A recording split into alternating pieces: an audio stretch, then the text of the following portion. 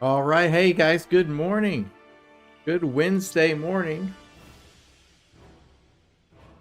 Oh, turn that off, okay.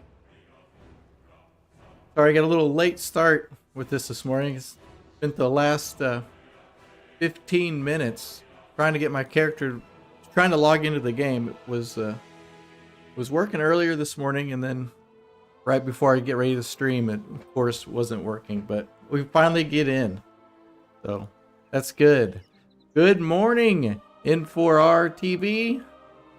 Hey, he says, finally I get to catch a stream. Awesome, man. Awesome. I hope you're doing well this morning. And yeah, welcome in for sure. Yeah, we're going to be doing some concentration alt crafting. It's Wednesday, so that's my usual day. You go through all this stuff. But yeah, we'll have fun today. I'm going to go through all these alts, get the stuff crafted, hopefully sell all the enchants. Kind of nervous on how that's going to play out. But, and then switch over to the Midnight Alpha Deep Dive. I think it's going to be a lot of stuff today, for sure. All right, let's see. I'm just going to jump right in. Oh, there is, on Twitch, there is a new drop. Get a new little Dreadlord pet. You watch 4 hours of a stream and you got your Battle.net account tied to Twitch and all that kind of stuff. So that works with any World of Warcraft stream. But yeah. But N4R says, yeah, I've been following the 0 to 2 million playlist and was trying to do it, but prices, I just lose gold the whole time. Yeah, it's definitely can be tricky, especially the past several weeks with the prices jumping all over the place and the Weaver cloth and exquisite bolts and stuff aren't quite jiving all that well. So I feel your pain on that, man. I feel your pain on that for sure. Let's see, we'll jump in. We'll start doing the chest pieces first. Hopefully I have enough mats for all this. But yeah, here lately I've been doing a lot of thaumaturgy instead of doing the Weaver cloth, the bolts, the cuffs, disenchanting, and that whole process. Says, yeah, so I'm back to just selling my cloth. Okay, well, as long as you're bringing in some gold, that's all that matters, right? Now, I've been definitely kind of bummed about how that's kind of played out here lately, because I spent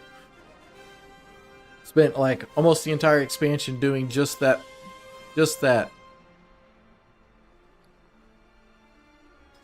See how much we got. Almost 5,000 storm dust rank 2. Hopefully I won't run out of mats this week. I ran kind of out of mats last week, so hopefully that won't be the case. Hopefully I got enough.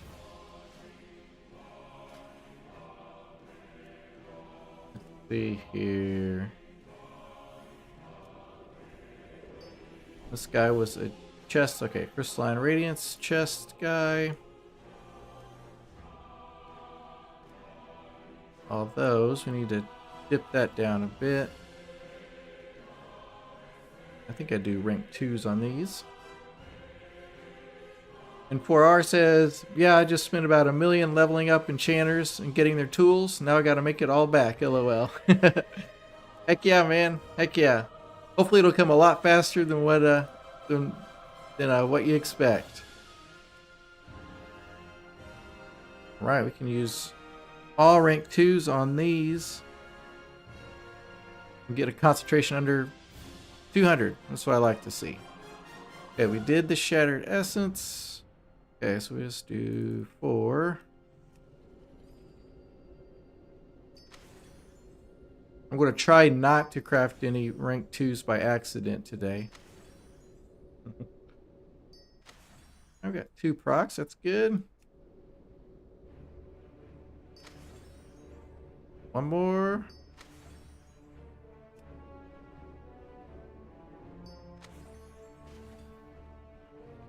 Okay. Alright, we got a couple procs. Off to a good start, I guess. Let's throw these in there. Jump on to the next guy.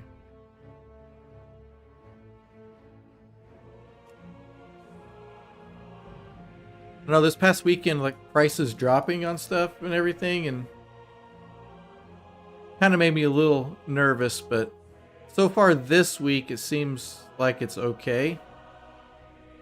Some prices seem to kind of rebound a little bit, but hopefully that remains the case. I haven't even checked the prices on the enchants, which is probably not a good thing. I should have probably did that. Oh well. YOLO it, I guess. And 4R says, so when you do your concentration alt, do you buy the mats or just get them from the shuffle? Right now, I get a majority of my storm dust, or actually all my storm dust right now from thaumaturgy. Doing that. I get my gleaming shards from doing the cloth into tufts and disenchanting those from the shuffle. And my rank 1 storm dust, I got some of that from doing the shuffle, and some of that I ended up just buying from the auction house. The N4R says, my chest enchants were down about 700 gold yesterday. We're only going for 24 to 2500. Ooh. Man. Hopefully that's not... I still think it'd be profitable and stuff, but makes me sad when they go down. Makes me sad. Don't like that. See, according to, I guess, well, I haven't checked the prices on Craft Sim yet, but I'm just going to craft, and then it should end up well. Because normally I do this on, what, 18 characters? And he didn't get a proc at all. That's not cool. On 18 characters, and the last week was like 350,000 gold I made. Or I think it was all last week it was like 400,000, and then this weekend it was like 350. So it's kind of starting to slowly drop a little bit. And 4R says, yeah, it was still only like 400, 500 gold profit on my concentration alts.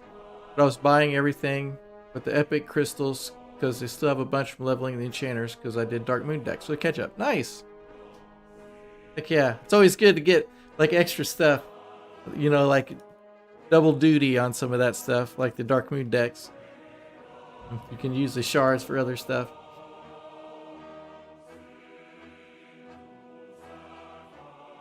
I always love it when that happens. When you do one thing, it helps you out in a couple different ways. That's always, always nice.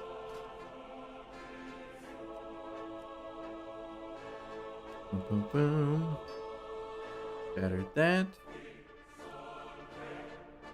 You hit that, and then, well, I make this a little bit more difficult than I should, but that's okay.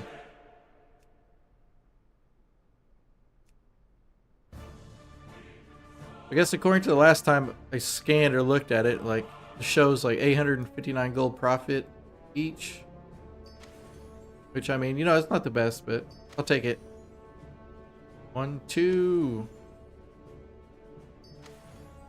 3 of these things. All right.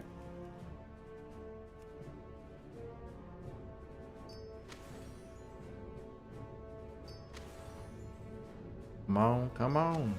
Oh, there's one more. And one more. I love it when it chains like this. But of course, when I say something, it stops, right? And 4R says, I mean, it's still not bad if you get the minimum of 5 crafts per alt right now. I'm only shooting for 4 crafts per alt. Nice, nice.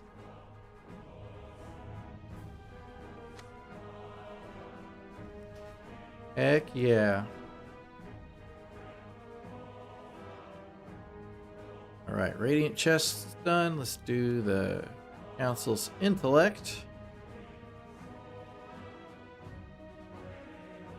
I think I got everything for that.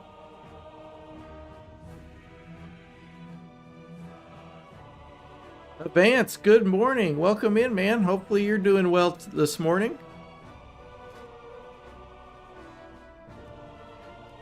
Hopefully we can make some gold today.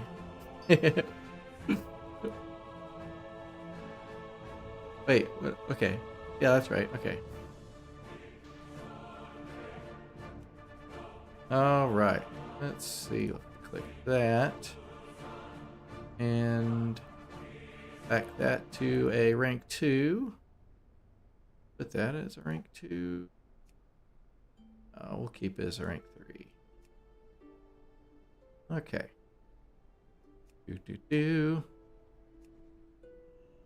Hopefully you get some good mojo with all this stuff today. Vance says, I'm doing well. How are you doing? I'm doing pretty good. Pretty good. I kind of had a little mini heart attack before the stream. I was logging in, getting everything ready for the stream, and logging my character in, and then it wouldn't log in. It took me 15 minutes before I was able to log into the game server. So, not sure what caused that, but that gave me a little mini heart attack. I'm like, the stream's not going to be very good if I can't play the game, right?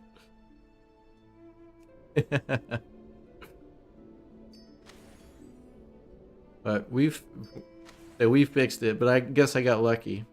Rebooted a couple times, right? And logged out of the game and logged back in. Guess the internet equivalent of turning it off and turning it back on again, right?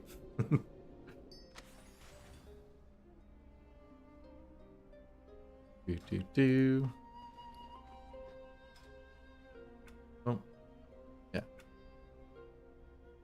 9 of those.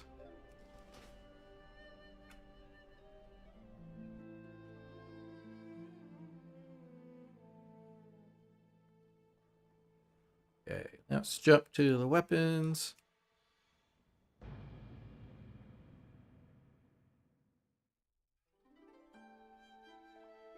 Well, that round of thaumaturgy I did yesterday, I guessed it pretty right. It ended up right at like 297,000. Ended up, like, thaumaturgy guy ended up with 297,000 gold. So he made 50,000 from what we did on stream. And then I did a whole bunch of storm dust stuff later, and that only ended up costing like 30,000 gold, and I had like 4,000 rank 2 storm dust. So that worked out really well. I was definitely happy about that. Okay, and this guy was, weapon enchant, radiant power. Okay, you rank 1 on these, and then rank 3 and rank 3. Okay, 96.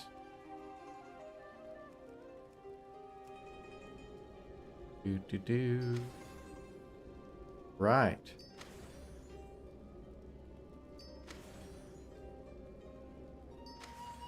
Alright, we got 2 of these things. Keep it coming, game. 1 more.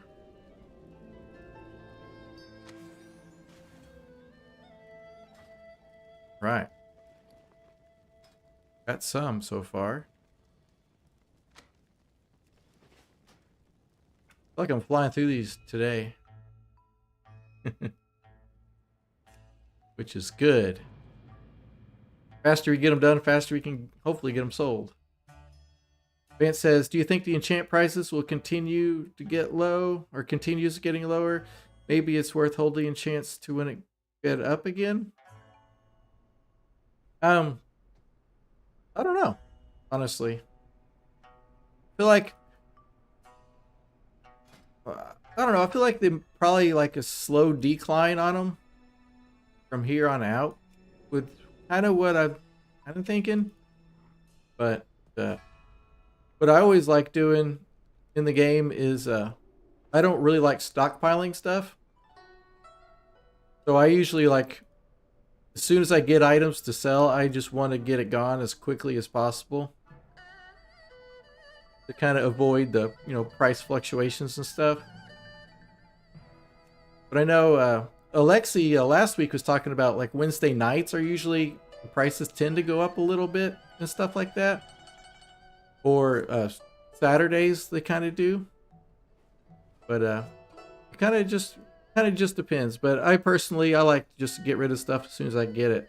Donati says, I don't think there's any more raid content coming, so it should probably just slow decline going forward.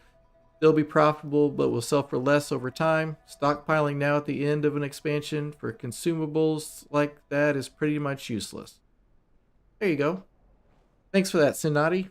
Appreciate it.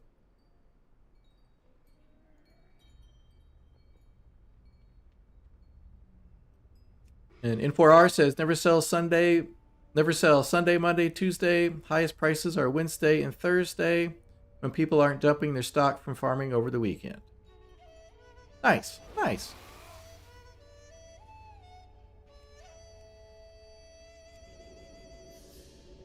Sounds like a good rule of thumb there.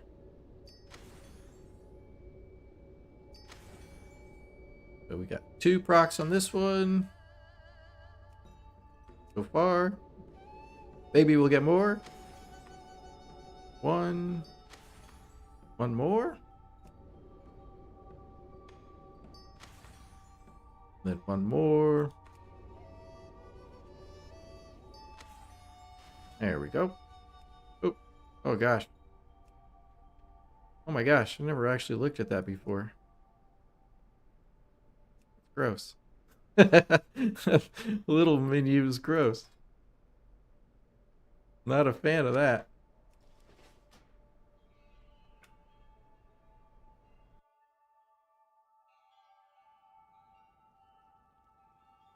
Okay.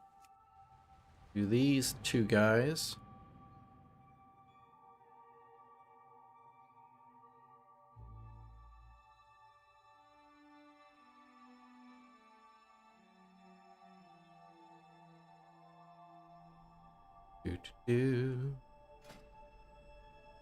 Do.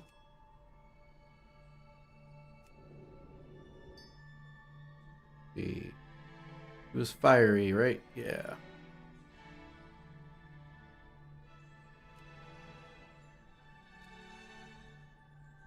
He's a fiery old chap. Or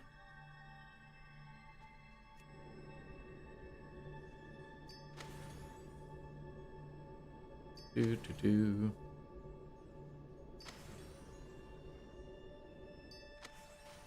Right. No procs on that one so far. We got one right here. This one's gonna proc. It's not. It's not. Oh well. That's okay. These are probably the ones that wouldn't sell very well anyway. That's okay.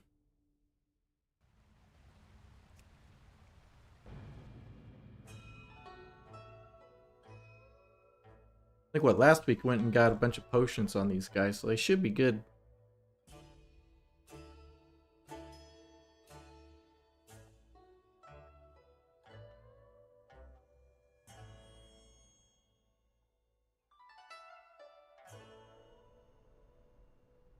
Do.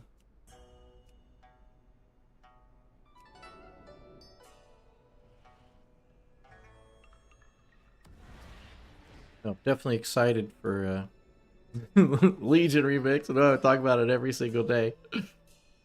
But we're less than a week away from that.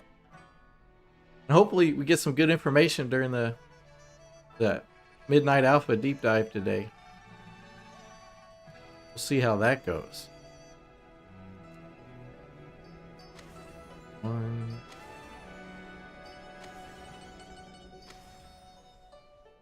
Hey, wow.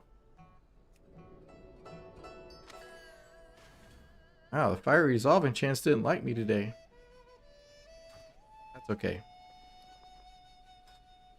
I think I'd rather have other ones proc anyway.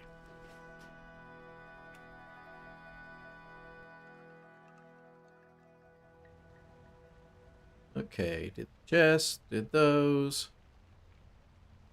First taste, and then we'll do the other rings.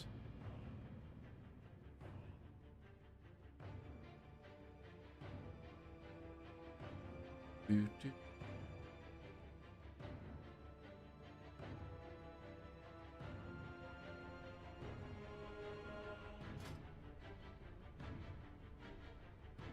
First taste. There it is.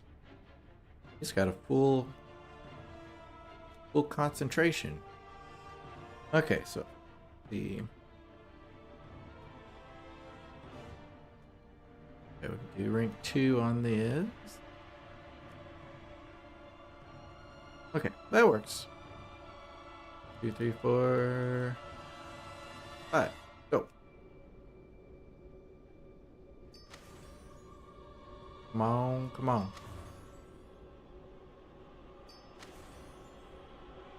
1.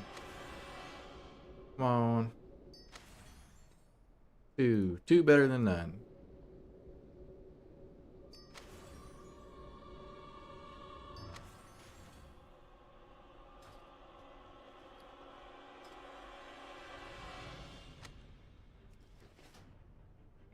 Building up a few enchants here.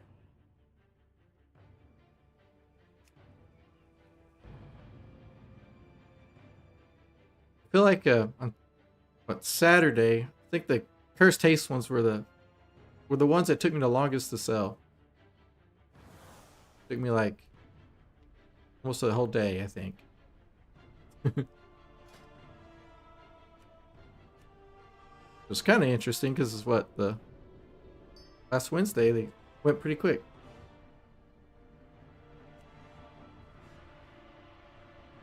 Okay, rank 2 on that. 3 that concentration. Okay, oh, he's a good guy with green stuff, so he's good.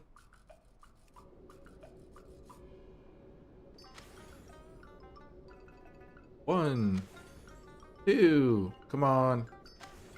Oh, 3, that's good. I think we're about due for all of them to proc. Wishful thinking, I guess.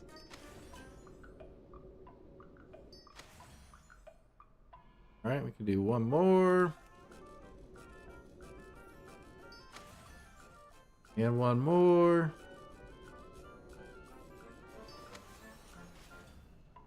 Okay, we got a few there.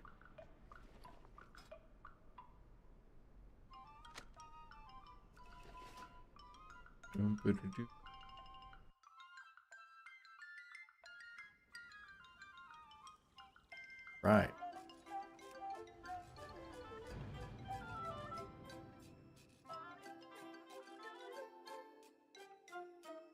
Definitely have a fascination with rings, right? What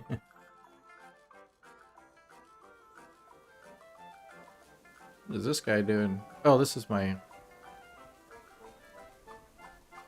thaumaturgy guy. Just kind of chilling out there. Like you're standing in the wrong spot.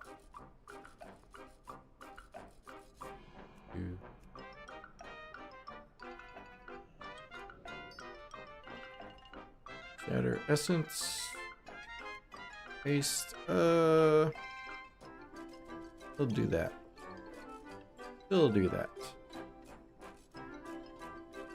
Okay. Do I need that for anything else? No, we can use that here. Okay. Do, do, do, do, do.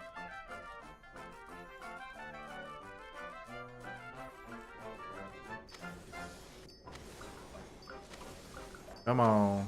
Do.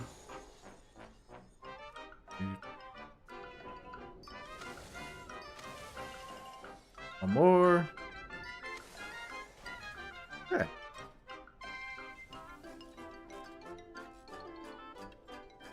Where'd they go? Oh, there they are.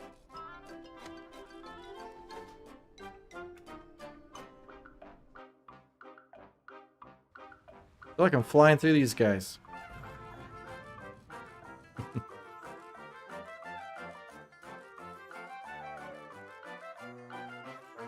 I did see earlier that the the haste ring enchants were like about 1,800 gold each. I guess to do this properly, I should do like a scan before doing any of this. But that's okay. I say it's okay until something happens. I'm like, uh-oh, I lost gold. That would be bad.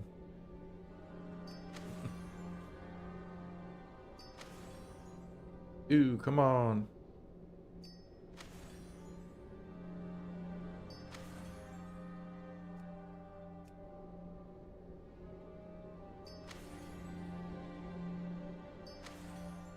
Two more. Like that.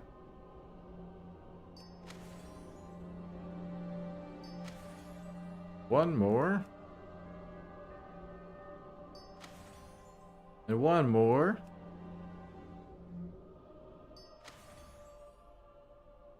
Oh, and we still got enough for one more. Alright, there we go. I used to love it when it would save the profane tinderboxes, but now I don't really care. I used to like what make or break it back in the day. The beginning of the expansion. Get one of those reagents saved, it's like 2,000 gold. Now it's like 10 gold.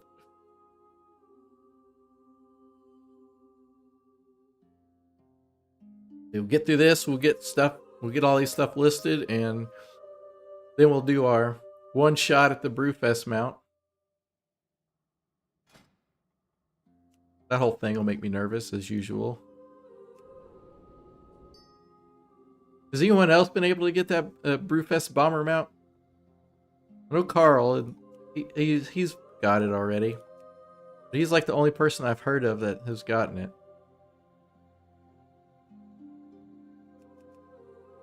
Four of these.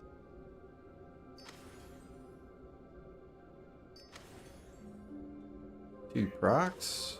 3. Alright, all those proc. That's nice.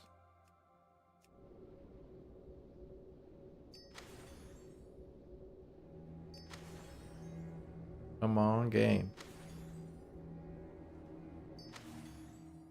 Another. One more.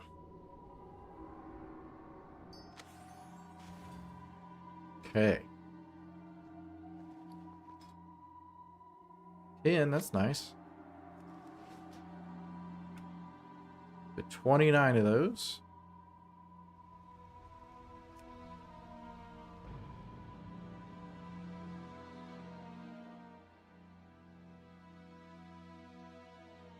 I was reading on the, I think it's Wowhead, about the Brewfest bomber mount. What some people are doing is they'll multi-box. They'll make their own 5-man party. And then just have their main characters solo the boss. And then they'll have, you know, like the 5 characters all have their first drop of the day at the same time, but so you get multiple shots at it on just one BattleNet account. I thought that was kind of clever.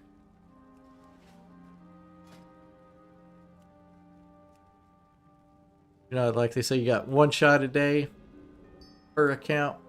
And they're like, no, we got 5. So I thought that was kind of interesting. I don't know how well, if they've done anything to stop that or not.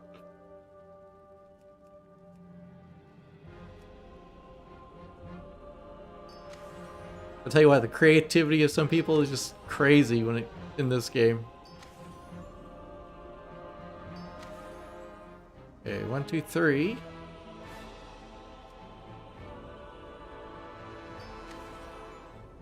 One, 2.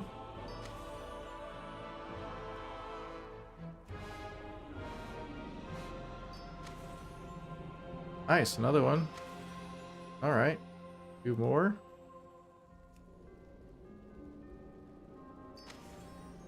One more. This guy's doing pretty good. Oh, I can do one more even. Nice. What did he get, man? 13. That's pretty good. Brings us to 42 on those. Might actually hit 50. I know I got one more haste ring guy. That guy, I think. Alexi, hey, welcome in. Alexi says, hi, when do you think the Legion remix will stop affecting the market after its release? I'm expecting the market to fall. That's a great question. I'm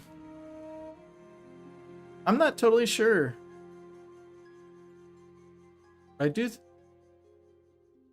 Yeah, I do imagine will be a lot less buyers. So, you know, same amount of people still trying to sell stuff probably, but less buyers. But maybe about a week or two, and maybe people will shift away from remix and back to retail.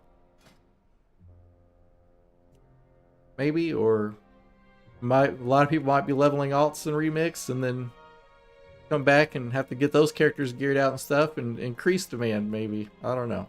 Just kind of depends on all that kind of stuff. But I was kind of expecting it to fall a bit as well. Probably a lot during the first week, and then maybe rebound a little bit after that.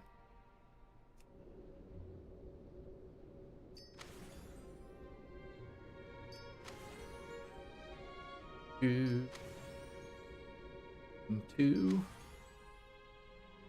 of these things.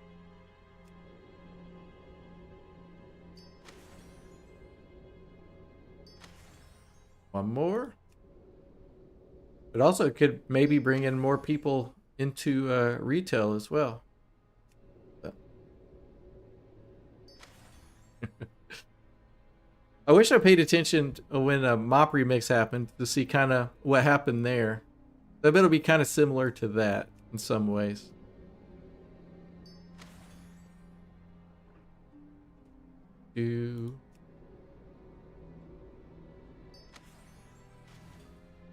Right. Got 10, that's nice. 10 of the crit rings. Enchants.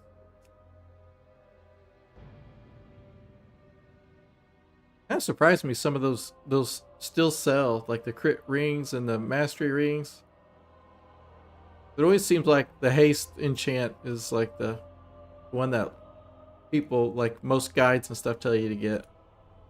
At least for all the classes I look at the guides for, I guess.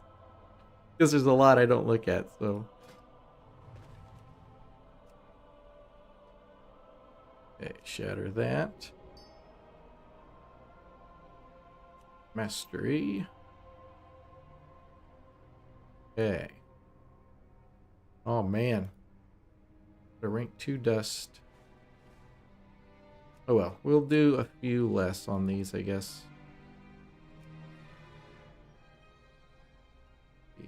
We'll do... Okay, what am I missing here? Oh, because okay. We'll do one, and we'll...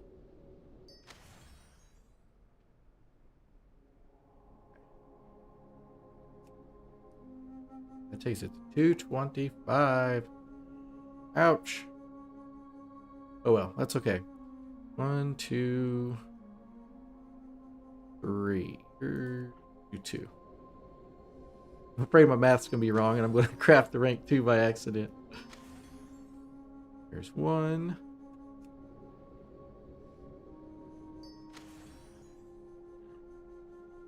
One more. Then one more.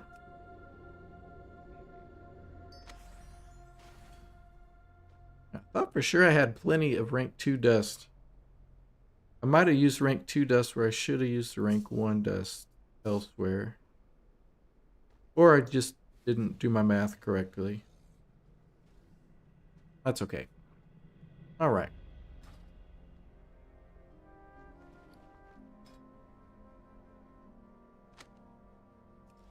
I think we got most of them though.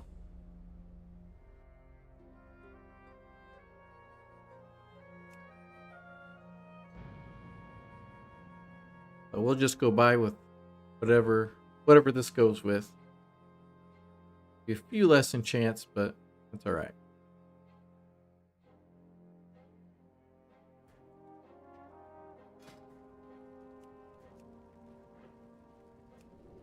Better that.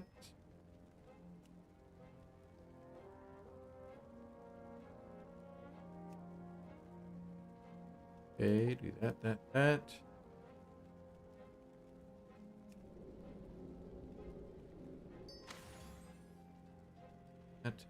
brings it to 239.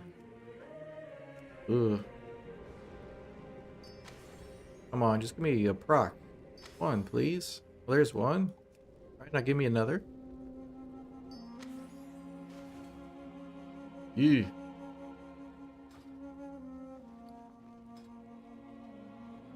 Oh, well, that's a few. That's what, 46? And then I got one guy left. Although he won't be able to do all of his, I don't think, but it's okay.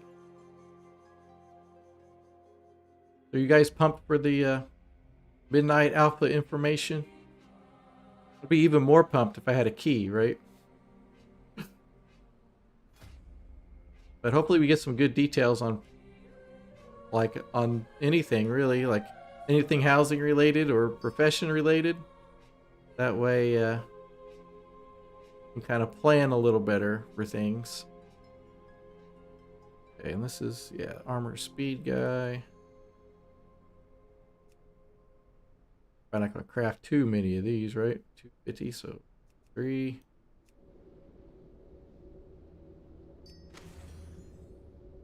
One. Right. 2 procs, I like that.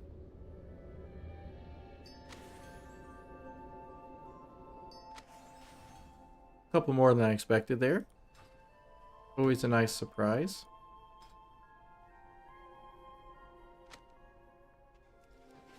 Alright. I feel like I flew through that.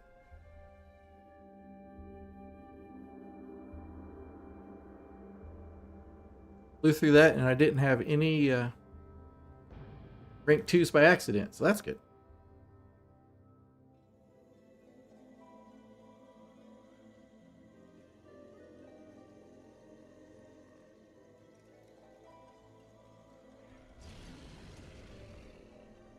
You know, with like no new raid content coming in retail and stuff, I was kind of surprised that they that most of the turbo boost stuff won't start until the 21st of this month.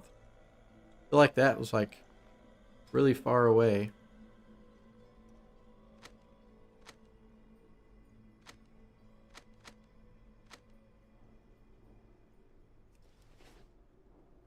Like by then, most people who want to be geared out will probably be geared out. Oh, that's something else we got to do today is the trading post. We can get our new horseman mount. October 1st. All right.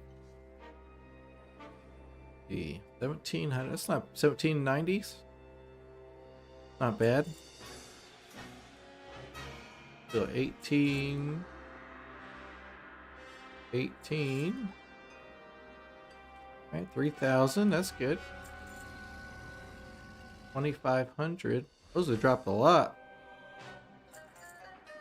We'll take it. We'll take it.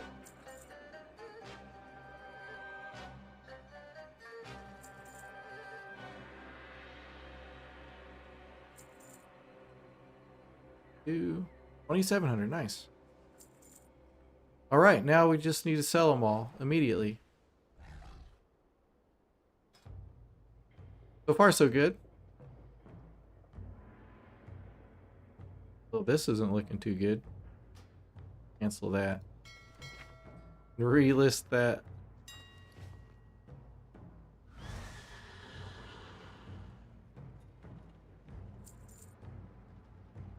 Do. Hey, we sold 2 of them. 5. So 5, not a 2. All right. We'll let that chill. go try a Brewfest today.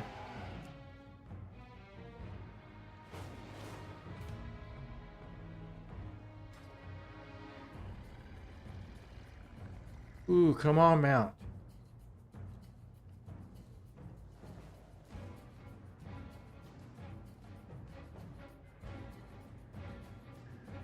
How long's the queue? 2 minutes. All right. If that's 2 minutes in real time or Blizzard time. You know, you queue up and you're like, oh, a couple minutes, great. And then like 15 minutes later.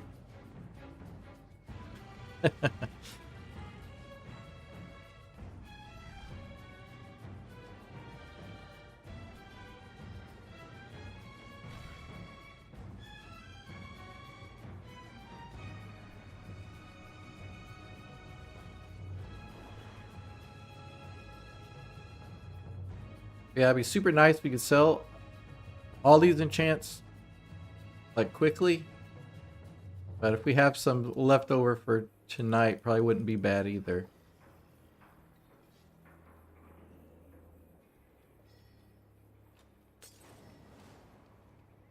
Come on, Q. Do do do do do. Hey.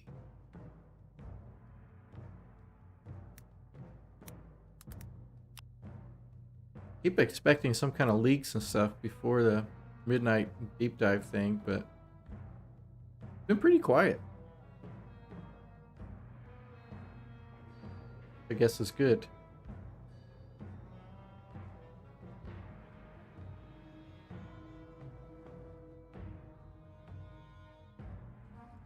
Ew. Come on, Q. There we go. Oh, wow. Wow, I was expecting to be undercut by a lot, but I guess maybe a lot of people are slacking off on enchants or just the time of day. Alexi says, midnight is expected in a year, in June of 2026. I don't understand such early hype. Yeah, I saw that on the, like when I pre-ordered the Epic Edition, it said it'll be released, you know, like by June of 2026. I think it'll be coming out way sooner than that. I think the leaks are saying in February. They're expecting it on February 26th. But that's obviously not official or anything.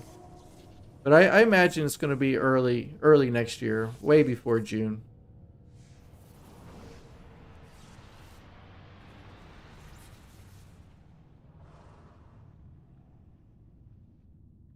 It better be anyway, right?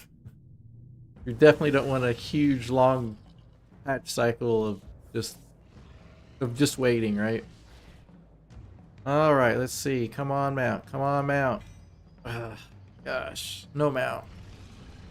No Mount. Not today. But you know what? Maybe tomorrow. Maybe tomorrow.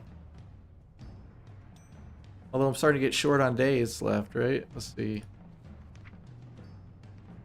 We got till the 9th for Brewfest.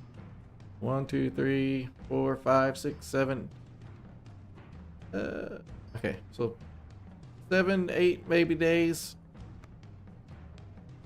At least 7 more chances.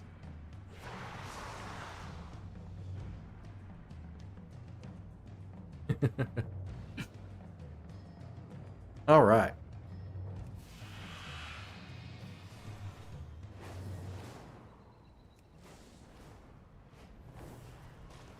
Look at all the people.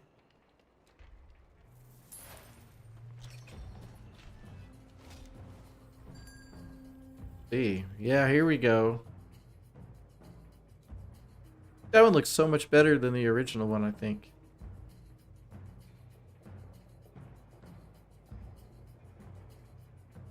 Yes. Purchase, please.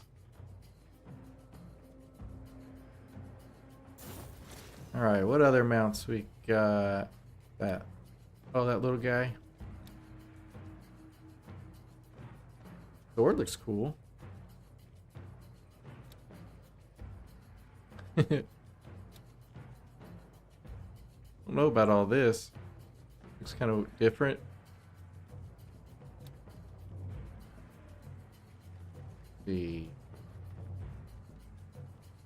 Okay, I already have that one.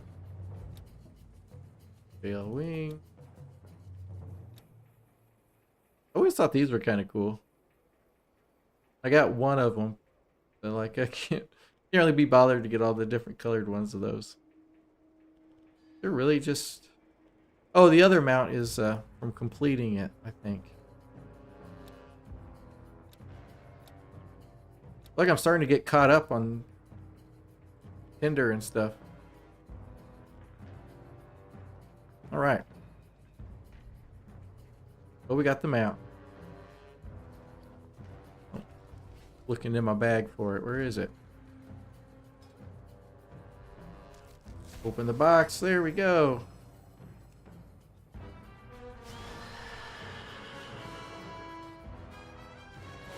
Yay.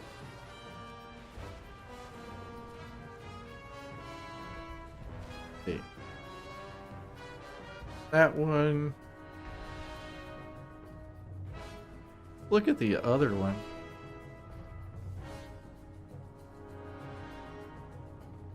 Get a good comparison.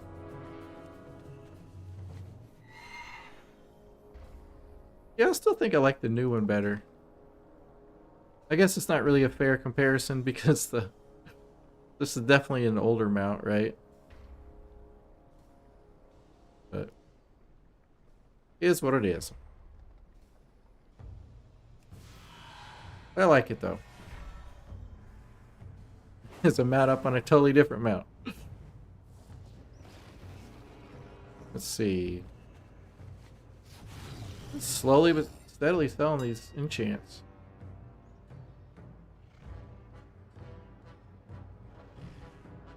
Can undercut a little bit. Especially that one, the Crystalline Radiance one. We'll cancel and relist. I think I'll leave the other ones alone though. I should probably leave them all alone.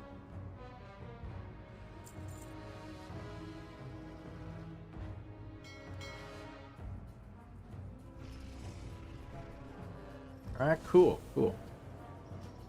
Go and see. I feel like I flew through stuff today so far. Alright, let's go see what a Padaway's got going on. I think he might have just a few ciphers that he had for sale.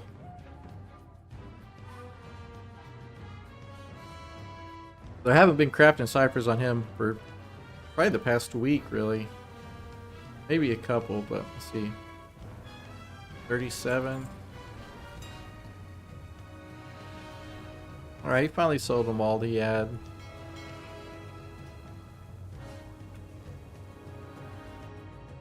Does that log out? Check Bearded Lady.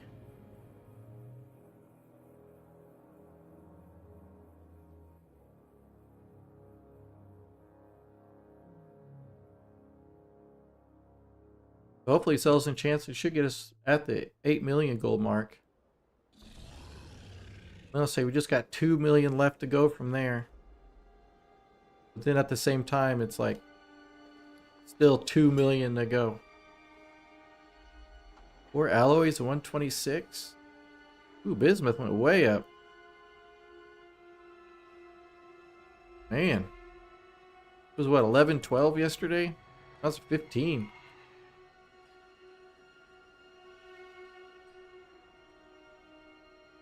What? Let's... Wait, did he have any auctions? Didn't look. Oh, okay, he sold everything.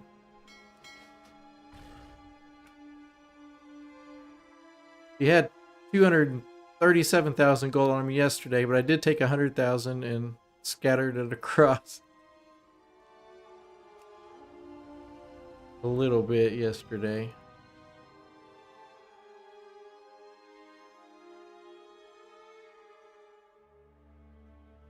You're what, 35 minutes away from the deep dive thing.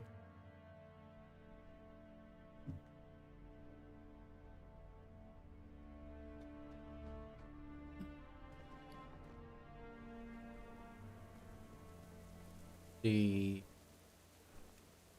kind of look here and go through that spreadsheet. See how the thaumaturgy prices are doing, and if we can make some gold with that.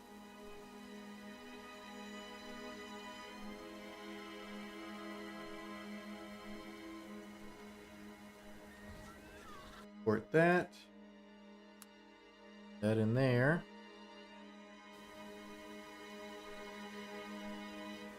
So look, see, 790.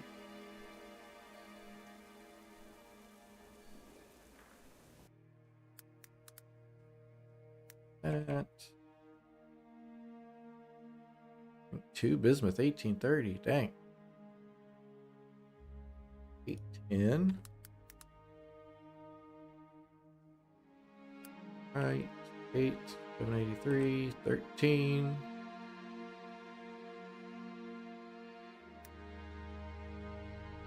Okay. Just running these numbers through the thaumaturgy spreadsheet. Okay, we know bismuth is out of the question. See, Michael Bloom.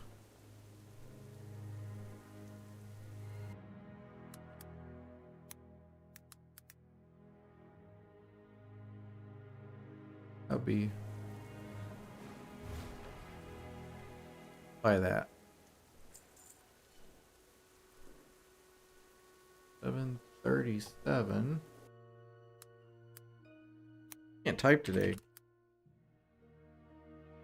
Oh, it's still just kind of right around the same.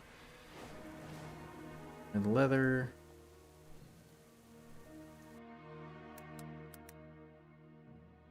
Alright, looks like the Gloom Titan is gonna be the big winner.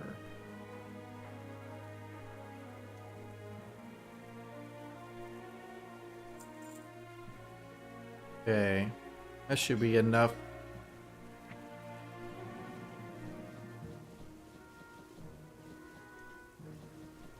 Yeah, I'm not gonna do all that right now. I'm gonna let that chill there. Click all these things, get everything all sorted again.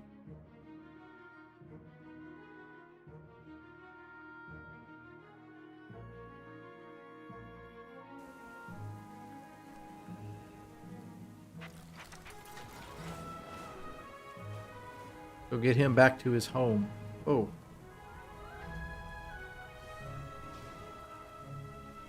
Alright. Let him sit there for a second.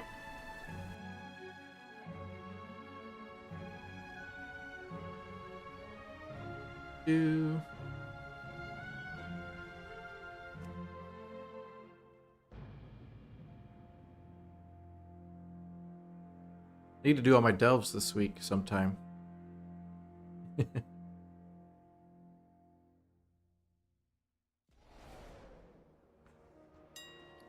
How are we looking now?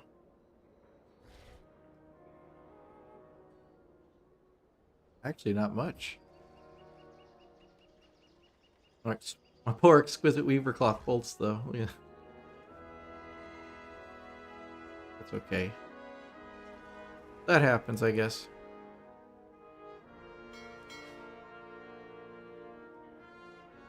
Alright, let's see. We'll run the numbers for the blacksmithing. Though with the bismuth at 15 plus, I don't know if it'll be worth it. 6.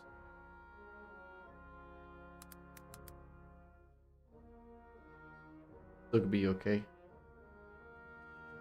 Still can be okay.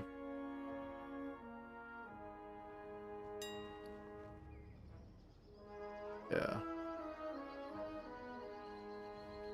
Framework. Oh, they're still way low.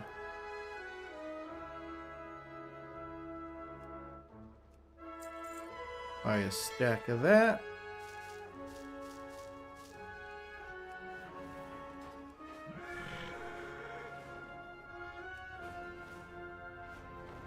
This guy go to his home. Buy some more of these.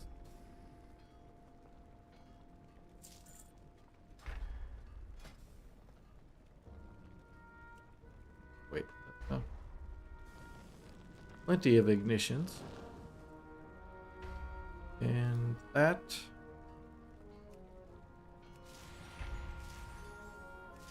Can craft on that for a minute.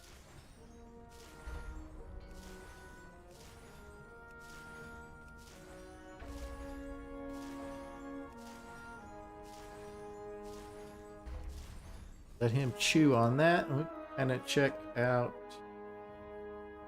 Where's my?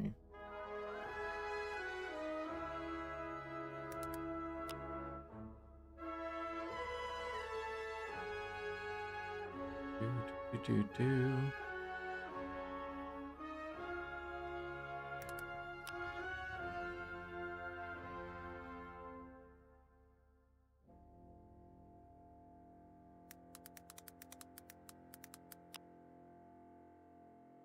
Kind of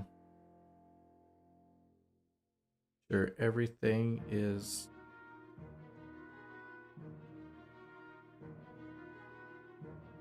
kind of set up for the deep dive.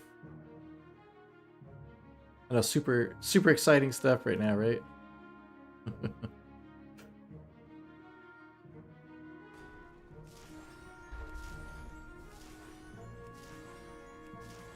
Say blacksmithing's still been really good for me so far.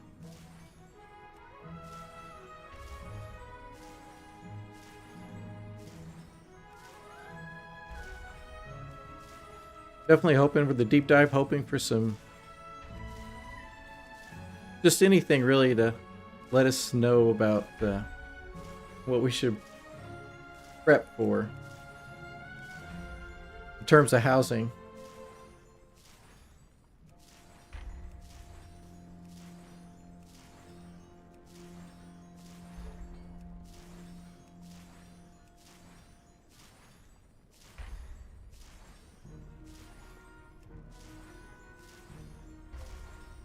Do.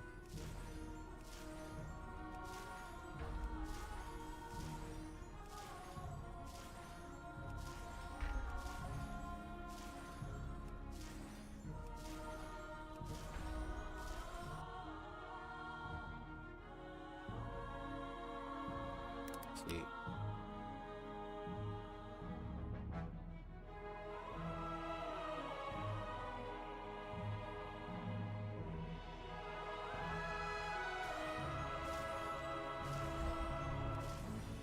Okay, hopefully that'll be a seamless. Hopefully I'll have that to a seamless transition whenever the time comes. We'll see.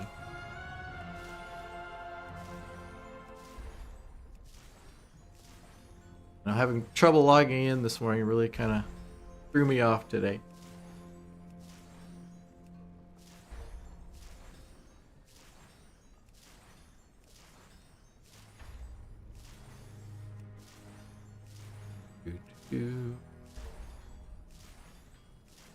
Core alloys, and we'll do a small stack of forge frameworks like usual.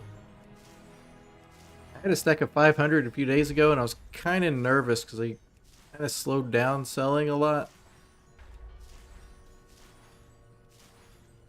But I sold most of them. I ended up putting a stack 160 in the bank for today for the concentration alts.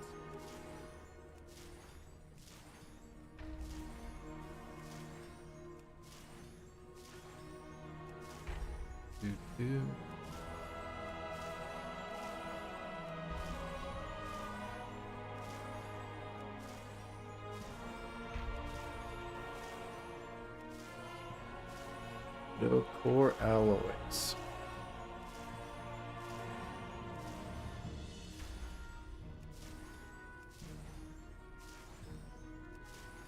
Get this guy going. I might take a look at the ciphers too and get a Padaway cranking along.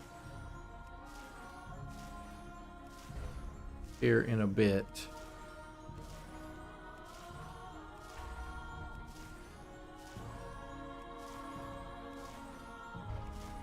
Hopefully we've got enough stuff for the thaumaturgy to go when the deep dive's going on. I can have everything prepared. Characters working on something.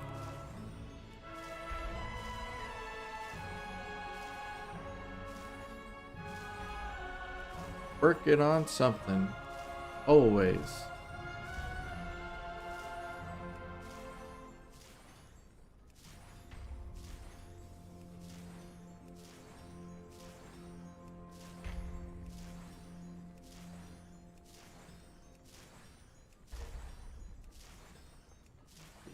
That.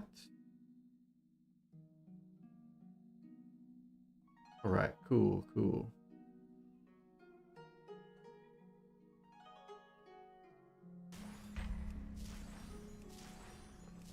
Crafting.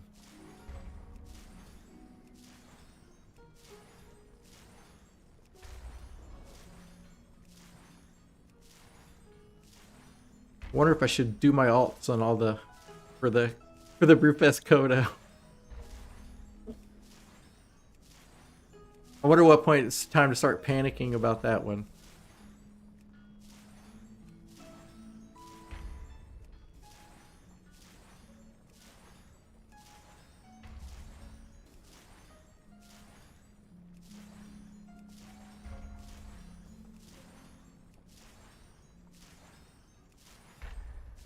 Well, we can do this guy up while he's doing this. Might as well. No, it's a lower drop chance. You'll pass the first time a day, but we need that Kodo.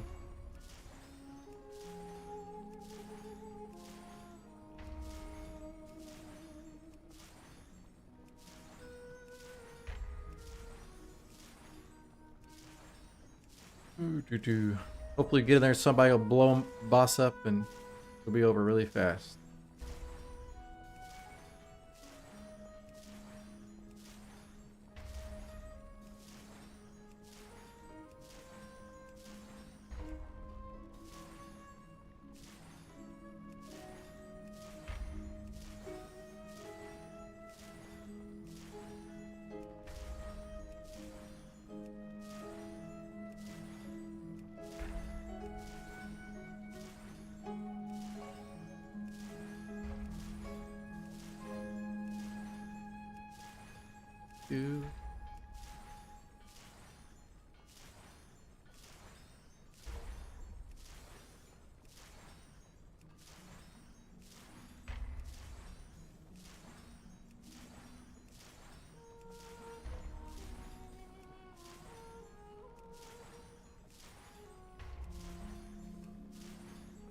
Come on.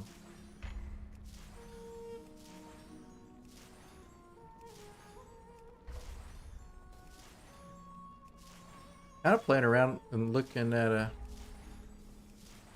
different add-ons for Legion Remix. All this Legion Remix Helper, which that looks cool. It has a completion bar like for collections and everything, and built-in auto scrapper on it. We'll be doing a lot of that for sure.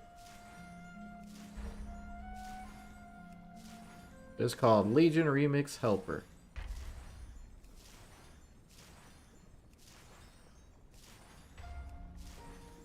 The automated inventory management, the ultimate collector's companion.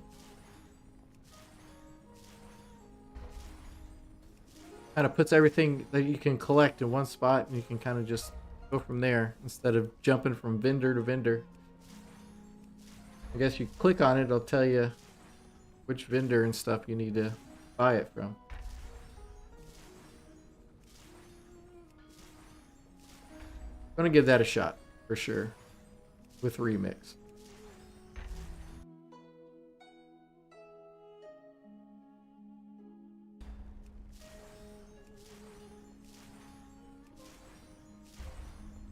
3 minutes into the 2-minute queue. That's about normal. Alright. Put up a stack of these.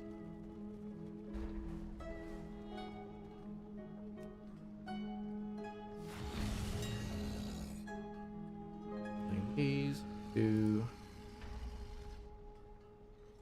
250. 250 to start with. And the queue pop just right on time, I guess.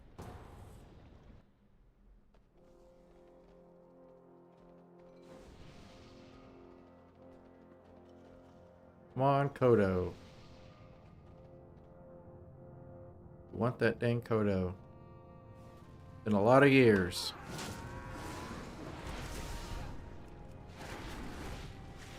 I have no idea how to play a hunter. So I just one button assist all the way.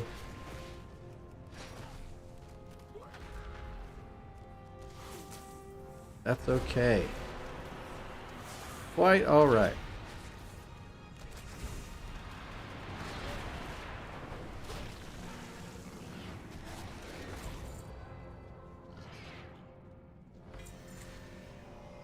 Got the coaster.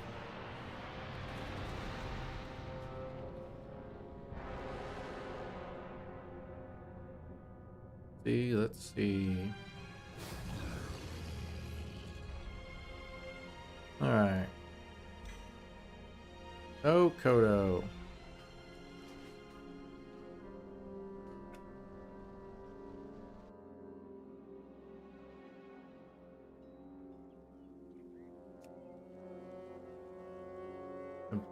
Hold on, let's go down the line here. Go up Ninja Guy for that. Been so long since I played him, he still has unspent talent points.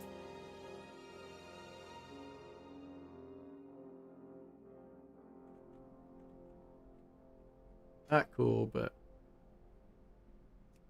all right.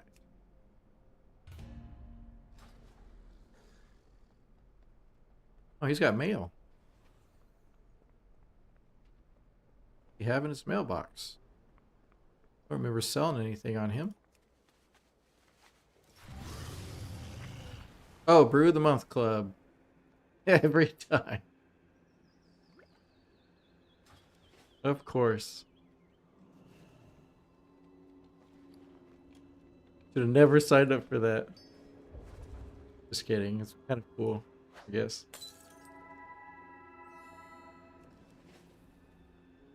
Woodland squirrel.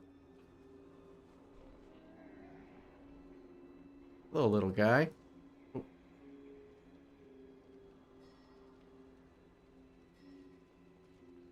Hey.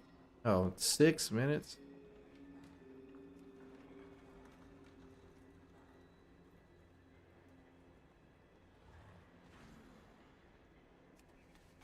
What is this? His inventory is all janky. Oh, okay. It said 6 minutes, but definitely not, right? That never happens. It's usually longer than what it says.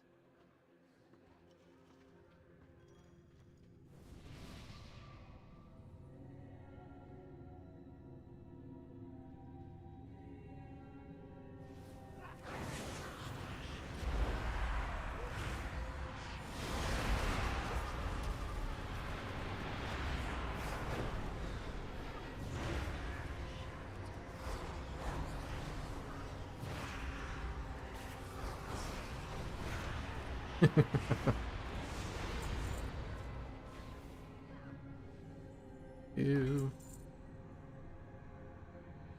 Trinket.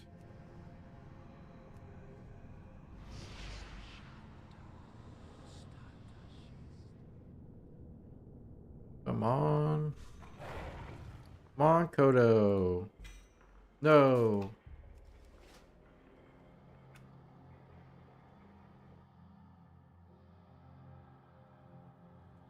Ooh, we did, bearded lady. That away.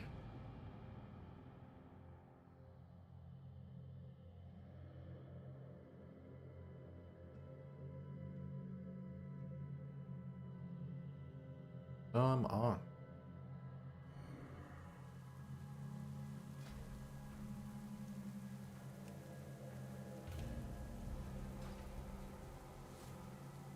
All right. Here. Don't have a wait. Oh well. Let that ride for now, I guess. What I did with the sheet for the my inscription sheet. Oh well. 2 minutes. Hopefully this will be a fast queue like the last one was. For sure.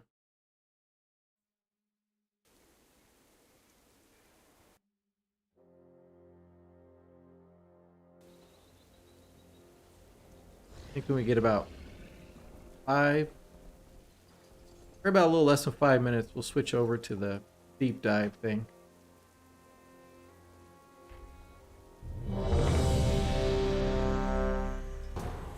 No, I feel like I'm just kind of in a holding pattern for that.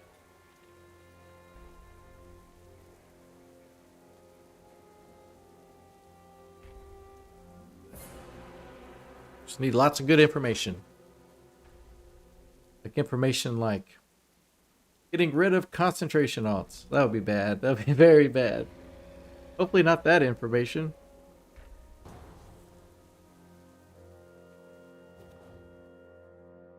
Will they do something where they change professions to be where you can only have one of each profession on your account or something? That would be terrible.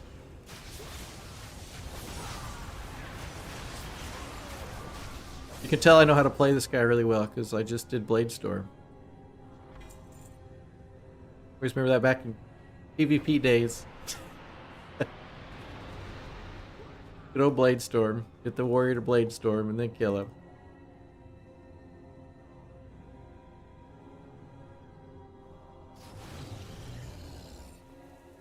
Okay, come on, Kodo.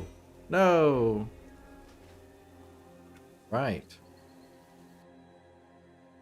How many more times can it... Game's got to be wanting to give it to me.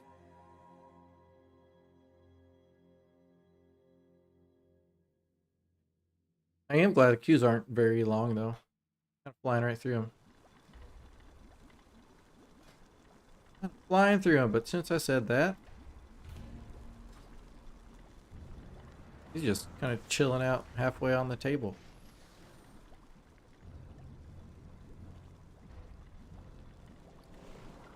Okay. In thaumaturgy a little bit.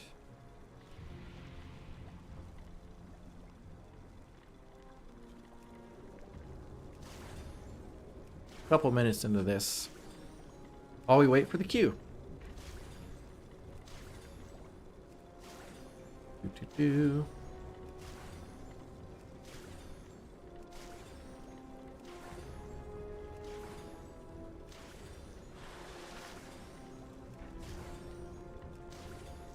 Come on, queue.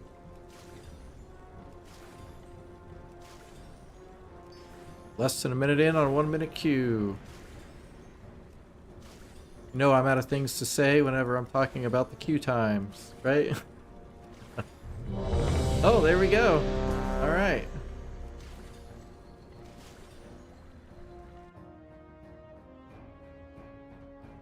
Hey.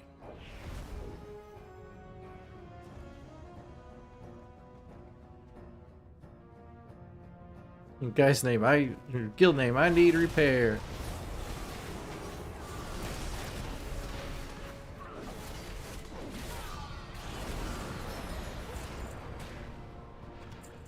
Ah, he's dead. Again. For the millionth time.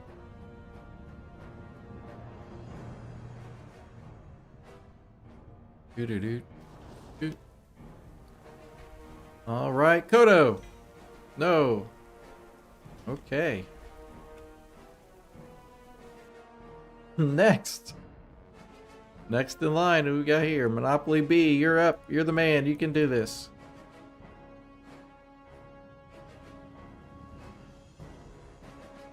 And perform many fun actions with the emote system. You guys know you can type /dance to dance? I like they need to update those a little bit. Add some good ones in there.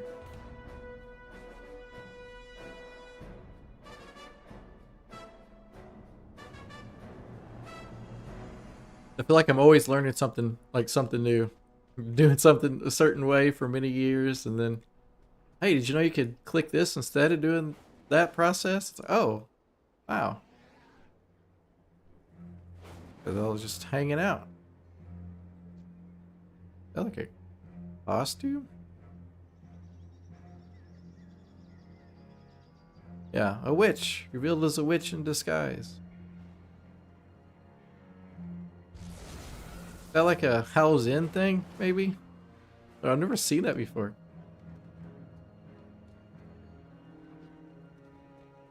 That's kind of neat. Looks quite mad. Uh-oh. Did I break something? I don't think the dungeon finder liked it when I clicked that. Went all black when I come back. Alright. This time. I feel like this time is it. It's gonna be Kodo time.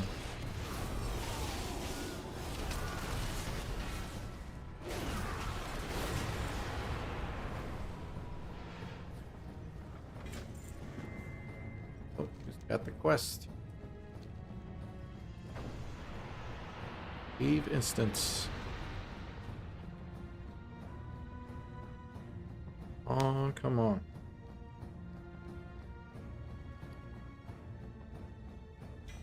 No, dang. Not cool. See. You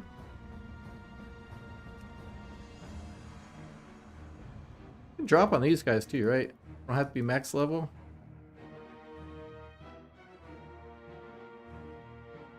I think it used to be that way, but I think they changed it. But we'll look and see. Look at the reward and see. Oh. Warren Dire Brew. Yep, same one.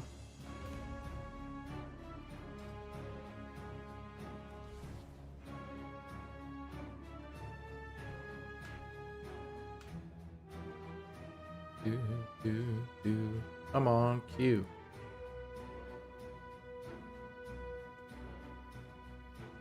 Concentration also don't know what to do today. They're like, why are we actually playing the game? We're here to craft, not do anything else.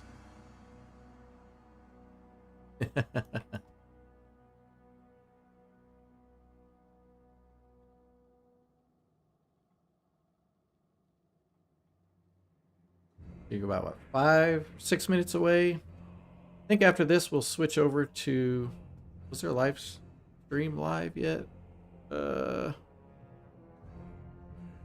See. On. Dude. Oh, there it is. Oh, it'll go live here shortly. Hopefully. Uh-oh. You pop. You popped. Don't want to miss it. Too bad. Would be bad. Okay. Here we go. Kodo this time.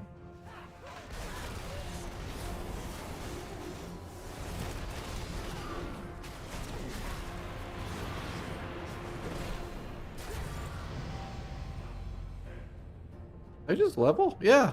Nice. Got a level. Nice. So now he's only got 8 more levels to go.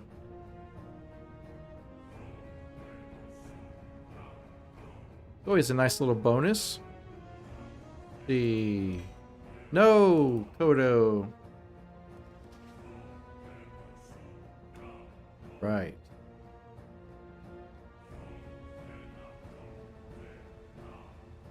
We'll do one more. I feel like that Kodo wants to be mine today. Like now.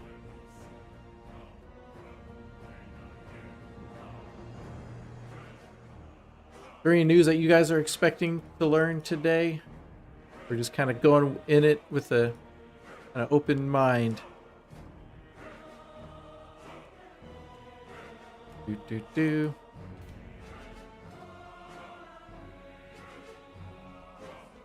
I feel like there's going to be a lot of housing news. Which is, I guess it would be kind of weird if there was just a lot of housing news and stuff. I don't know. We'll find out here in about 4 minutes or so. After this, after we get this Kodo. After we get the Kodo. Just kidding. We'll get this last run in. Must wait until we get the Kodo before we can switch over. That would be funny. Very funny. Not really.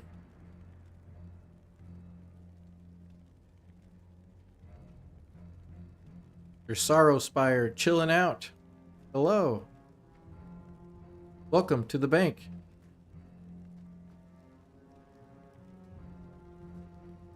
Wish I could get down there. That little goblin guy. Gotta chill out in the vault. Guess that's not even really a good vault. We could put a bucket on a string and just drop it down in there and scoop up some coins. They need to rethink this. I guess that's why the guy's down there. With a pair of scissors. You can cut the rope every time someone tries to dip a bucket down there. Or not. I don't know. All right.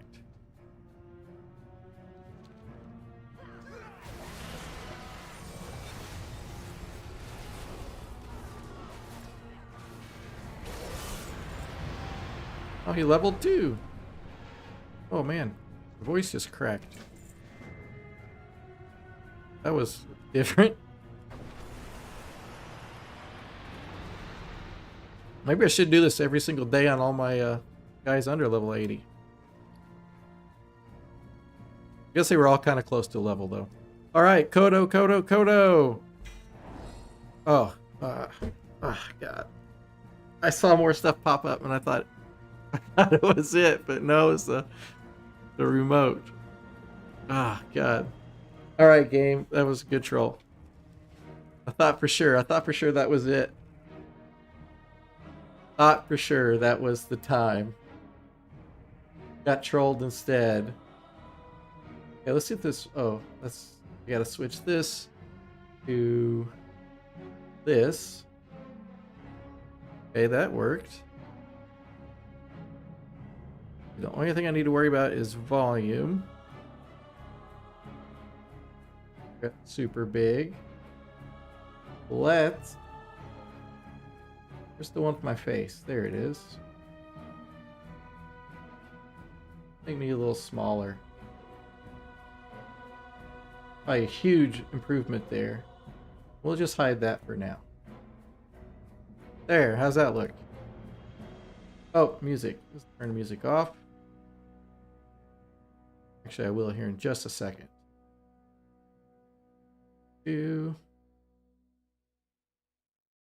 Oh, shoot. I'll be right back in just a second.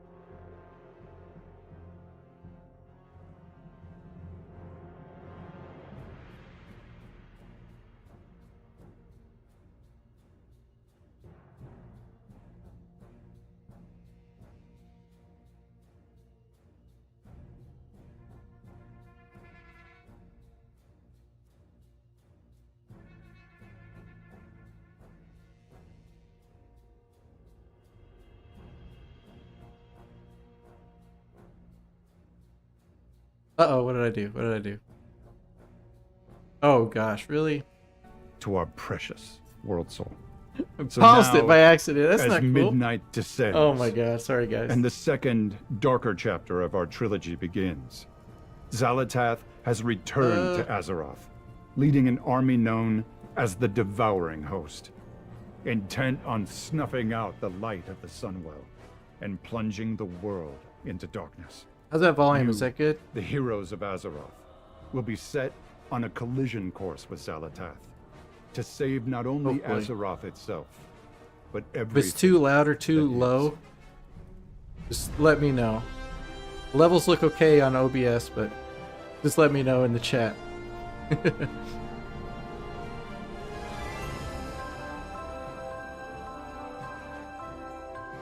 So ready for this expansion. Hi everyone. As we kick off our Midnight Alpha, we'd like to give you all a deep dive into what's in store. A collector's We wanna edition recap on the everything shelf. we've shared so far, along with some brand new details. Today we're going to talk about the story of Midnight, as well as the zones, dungeons, delves, and raids that Here we await go. That's if better. you want to save our world from Xalatath. We're also going to talk about some big new features coming in Midnight, like Prey and the Devourer Demon Hunter specialization.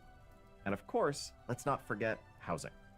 Thank you so much for joining us today. And as always, thank you for being a part of this amazing community, for choosing to spend your time in Azeroth and with each other. Now, without further ado, I like a chair. let's see what's in store for our home away from home. After all, it's nearly midnight. The void storm rages in the sky, a surging vortex of shadow and chaos. Xalatath has returned. Wielding the dark heart, she carves a path of destruction through once tranquil lands. Her all-consuming goal, devour the heavens, blot out all light, and bring about her midnight. It is in the shadow of this swirling storm that the defenders of Azeroth must rally once more. For peace, for the light, for the good. This is not a battle. It is a reckoning. At the Sunwell, that eternal All right. bastion of light and hope, Lady Liadrin and Lorthamar Theron lead the Blood Elves as they prepare to make their final stand. Because across all worlds and all stories, one thing never changes. Home is worth fighting for. It'll definitely be fun to go back to Silvermoon. Welcome to World of Warcraft Midnight. Your story begins on the Isle of Quel'Danas.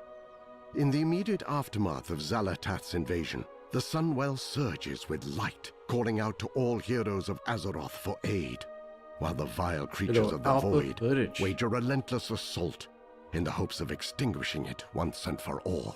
Flying monstrosities attack from darkened skies, and malign That'd be cool, foes Mal. manifest without warning to wreak havoc across the plateau.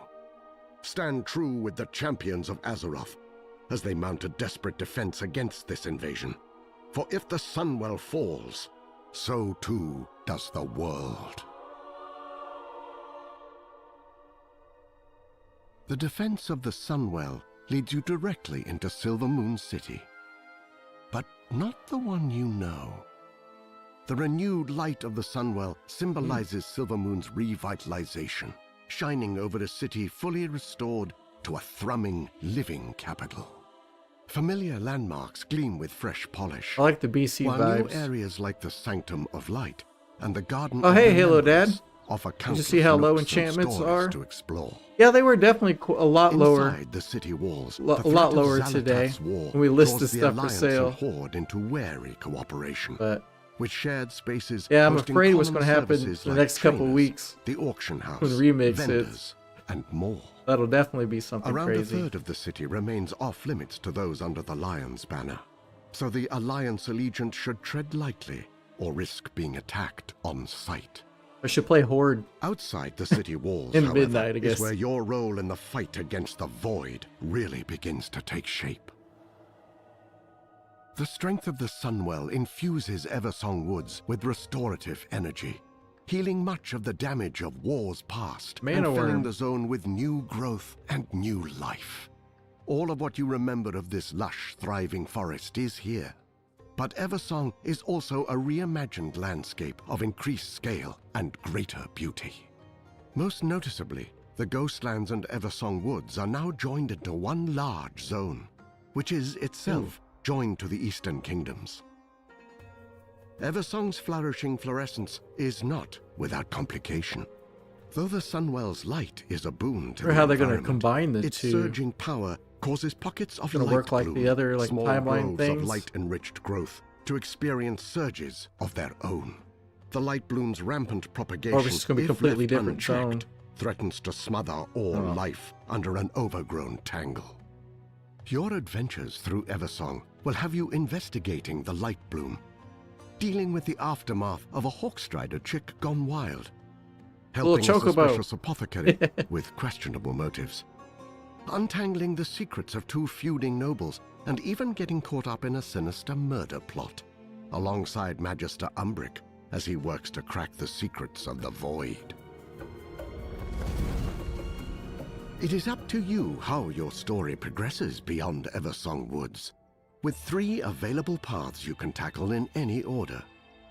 Brave the ancient troll kingdom of Zulaman, investigate the gnarled hidden roots of Harandar, or accompany Arator on his journey to better understand the light, the void, and himself. I wonder what the racials are on the new Zulaman allied race. finds the Armani Troll Empire at one of its lowest points, the homeland of warlord A lot of Zuljin. good memories in Zulaman was once a Zolaban. place where Loa bestowed to the Armani their godly strength, and were devoutly revered in kind. The temples still stand, weathered but proud. The eagle, the lynx, the dragonhawk, and the bear. Ascend wind-swept sky-scraping peaks, explore ruins shrouded in fog, traverse stormy wilds teeming with vicious beasts, and accompany Zuljara, granddaughter of Zuljin, and the pragmatic pillar of strength now leading the Armani, as she seeks I want a that means beefy to save Murloc her to be people my, from void-aligned be a mount. cultists and the monsters they revere. The Armani are invaluable allies in the defense against Xalatath's invading force. If you help them fight for their home, they will help you fight for yours.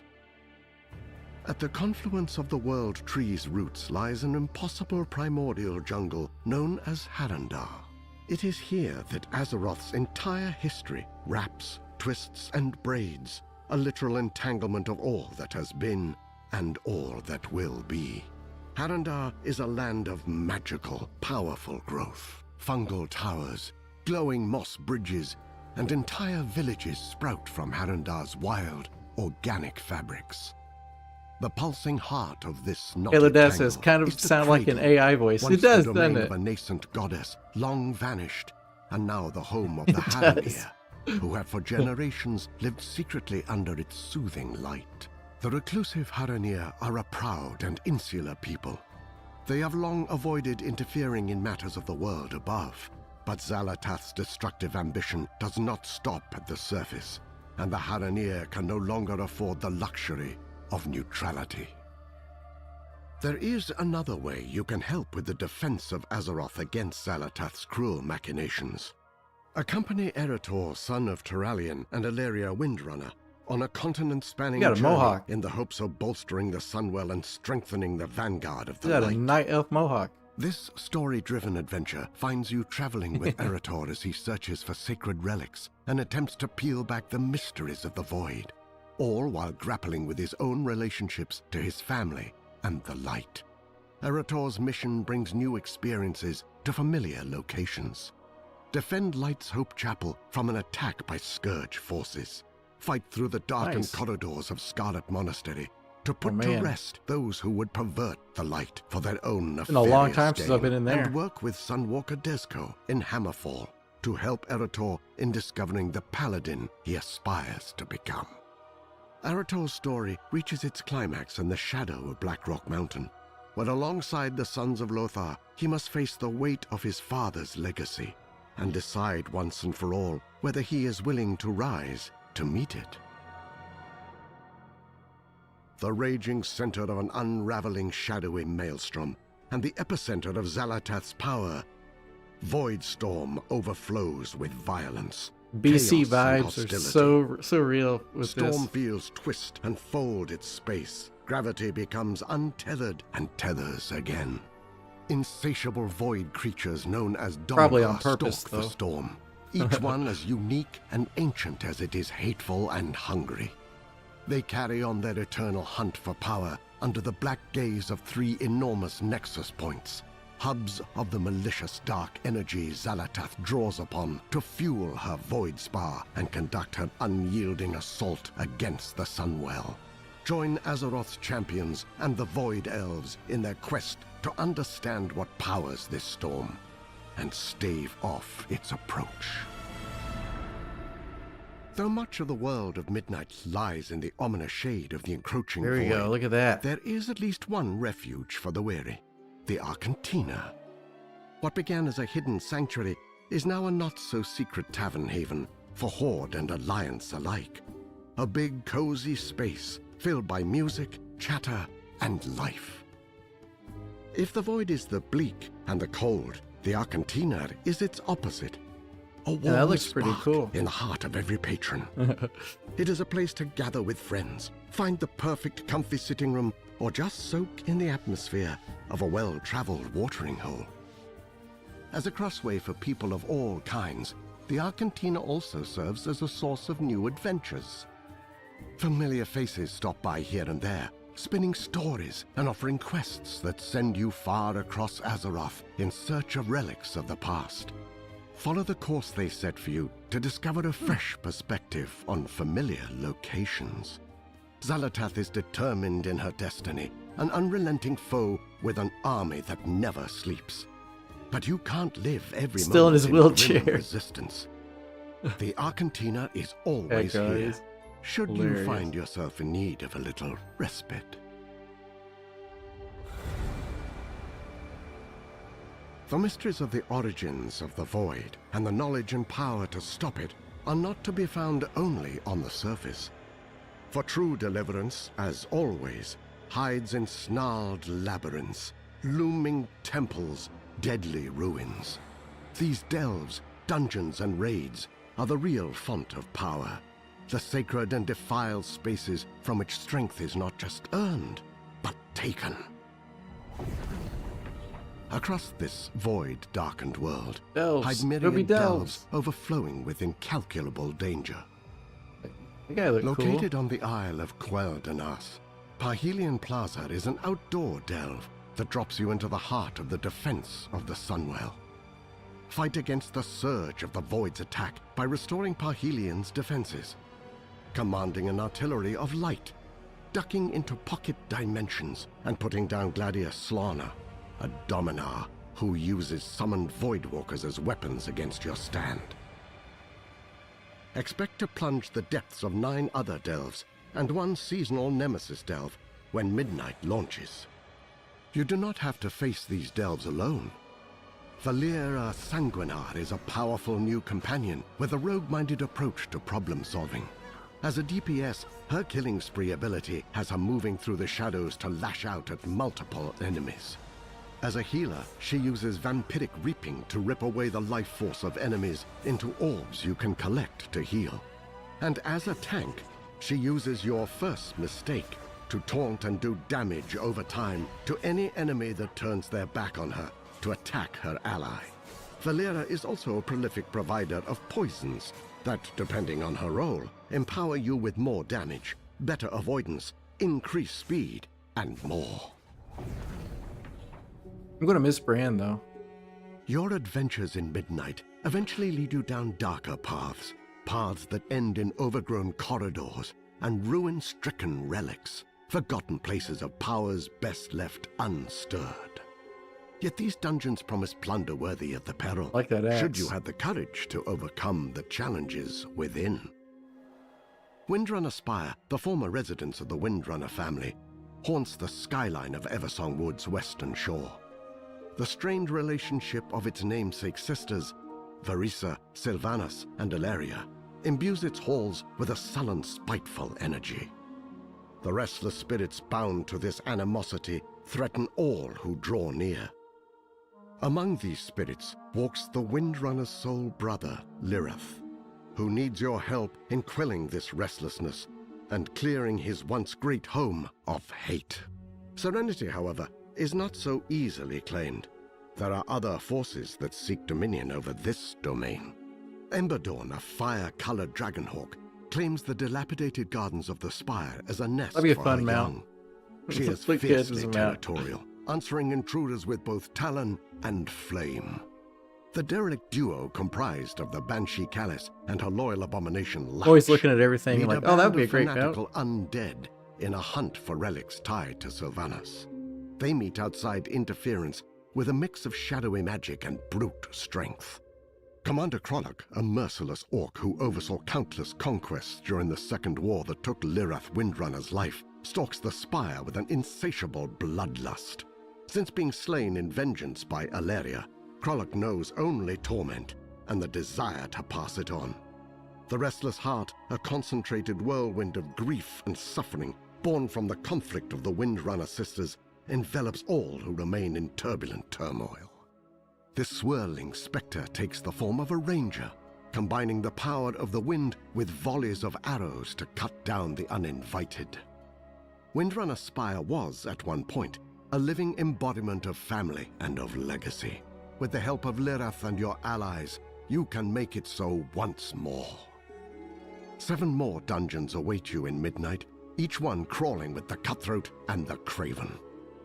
Magister's Terrace and Murder Row in Eversong Woods, the Den of Nalorak and Mysara Caverns in Zulaman, Blinding Vale in Harandar, and the Voidscar Arena and Nexus Point Zenith in Voidstorm. Man. The most tyrannical antagonists of Azeroth work their dark deeds from within Midnight's 3 new raids. The Void Spire, where 6 bosses hold court over the heart of the Void, and muster against the amassing vanguard of the light as it readies to storm the walls of Xal'atath's stronghold. The Dream Rift, where you must join in the hunt for an undreamt god that never should have been, and put down half-birthed abominations that lash out against existence itself. And the march on Quell Danas, an encounter still shrouded by the fog of war beyond the known presence of Beloren, the void-corrupted phoenix, who stakes a ceaseless watch over the entrance to the chambers beyond. The Void threatens to end all of Azeroth, to rend the world in the squall of a black tempest. But the extraordinary power it carries does provide opportunities to those heroes willing to embrace it. Devoured demon hunters bend the Void to their will, ripping Void fragments from their enemies and using them as the power source for cataclysmic spells. They are mid-range kinda looks like damage fun. dealers, armed with a summonable I don't know, I Void never really got scythe, into Demon darting Hunters in all and that out of much, the though. fray as they dance on the line between control and chaos. Voidblade and Hungering Slash work in concert. Dash into melee range to deliver a series of crushing Void scythe attacks, then use Vengeful Retreat to escape the enemy's reprisal. You can also start this combo off with a Void-charged The Hunt. Metamorphosis transforms you into a familiar state of cursed power. The more you feed it, the longer it lasts. Ride the wave of annihilation by tearing apart souls and staying alive. Reap is a sweeping scythe attack that consumes all of your soul fragments for one massive burst of damage. Use Void Ray to cut through enemies in a straight line and leave them smoldering. Collapsing Star channels the immense energy of a dying star, focusing it into one single destructive blast. The more you cast it during your Void metamorphosis, the stronger it gets. Demon hunters also find themselves with new disciples in Midnight. Void elves are sharpening their warglaives and joining the hunt. Nice. Newly awakened to the dire threat of Midnight, the Haranir join the fight for the surface as the next playable allied race. Haranir are deeply entwined with the organic world. Theirs is a culture shaped not by cities or by conquest, but by the roots, the stones, the quiet pulse of the deepest breath of the world. Their armor, their weapons, their skin, all are infused with the inner light of organic power. Even the mightiest primordial predator in Harandar knows to fear the telltale luminescence of a Hananir's markings in the dense jungle brush. They are primal, ferocious hunters, a force of nature unto themselves, who possess the racial ability to travel along the roots of the world, from Hadandar to any world tree, or from anywhere back to Hadandar. Hananir are versatile warriors who can choose from a wide range of paths, including those of the warrior, hunter, rogue, priest, shaman, mage, warlock, monk, and druid. The last of which has all new forms that reflect the Hananir's unique connection to those hidden parts of the earth. The role of Druid Hananir. Prey is a secret opt-in initiative run out of Silvermoon City by Astalor Bloodsworn, a blood elf with what some might call a colorful past. Astalor is after one thing: anguish, a powerful magic siphoned from Azeroth's deadliest threats, and he's offering generous compensation to heroes who are courageous or foolhardy enough to go chase it. Astalor's lair in Murder Row is your base of operations for Prey, the place where you pick your targets, track your progress, and collect your rewards, including cosmetics, mounts, titles, and housing items. Like the that. deeper you go, the harder the challenges, and the more you unlock. Prey has 3 difficulties. Normal, which serves as an introduction to the system, along with offering plenty of challenge. Hard, where the ambushes get meaner and the encounters more intense. And Nightmare, which is just about the fastest way to gain intimate knowledge of Midnight's many new and scenic graveyards. Prey can ambush you at any time, whether you're questing, exploring, or minding your own business. Each time you defeat your target, you increase your advantage by tiring them out and buying time to find whatever dark hole they're hiding in. Higher difficulties incorporate torments, personal afflictions that only impact you. Torments cause a wide range of effects, like creating an AoE damage puddle under recently deceased foes, or haunting you with a bloody spirit that deals lethal damage when it catches you. A torment can also manifest in the form of Astalor's impatience, forcing you to make a kill within a specific time limit before Astalor simply extracts his payment from you. Prey targets are all different, and all deadly. Magister Sunbreaker, a disgraced blood elf whose reckless magic is a threat to Silvermoon and everyone near it. High Vindicator Varim, a zealot who believes the void can only be defeated by covering the entire world in holy flame, and is ready to put that belief to the test. Executor Canius, a sadistic dominar whose primary hobby is murdering anyone foolish enough to challenge his martial prowess. Prey is a way to add excitement, unpredictability, and challenge to your journey through Midnight. But be warned, there's a reason Astalor isn't chasing these targets himself. For those who tread the worn paths and soaring skyways of Azeroth, it is more than a world, more than story, character, or conflict. Player housing. Azeroth is, and always will be, home. Who would have thought? Housing in Midnight is dedicated to that ineffable feeling of being part of something bigger, of something greater, of living a real life as a true part of a real world. Housing in WoW is built to give you boundless self-expression in the place you call yours. Collect hundreds of decorations and dive deep on customization. Place, rotate, scale, and move items to your heart's content. This is more than changing a coat of paint or choosing a different picture frame. It's a sandbox for your imagination. World of Warcraft has over 2 decades of content, and the time you've spent in Azeroth over the years will yield a bounty of housing rewards. Milestones like completing your Legion Order Hall campaign or finishing completionist achievements like Back to the Beyond will award housing items post facto. You'll also earn decor through dungeons and raids, reputation vendors, achievements, quest lines, housing endeavors, the auction house, holidays and live events, and crafting. All professions from all expansions can craft decor. Search the world for lumber. Yay, a lumber, new cut down the gathering tree. resource, and use it to craft decorations that can be There we bought go, and that's what sold I'm talking on the about. auction house. What I'm talking about. Many housing-specific items can be dyed, We cut down a giving you tree, I'll greater be happy. control of the finer details of decorating. Imagine your dream home. Collect and craft the decor to bring it to reality. Then tweak it until it is just right. Floor plans are flexible. You can rotate and stack rooms to create multi-floor structures.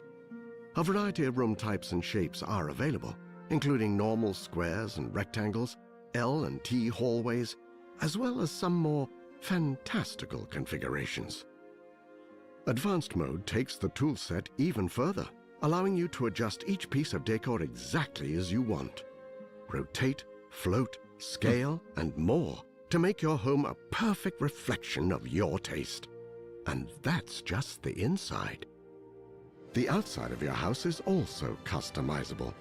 Place your home how you want it on your plot. Add fountains, statues, planters, and more. Change out your windows. Pick the perfect chimney. Add a tower, and decide on the door of your dreams.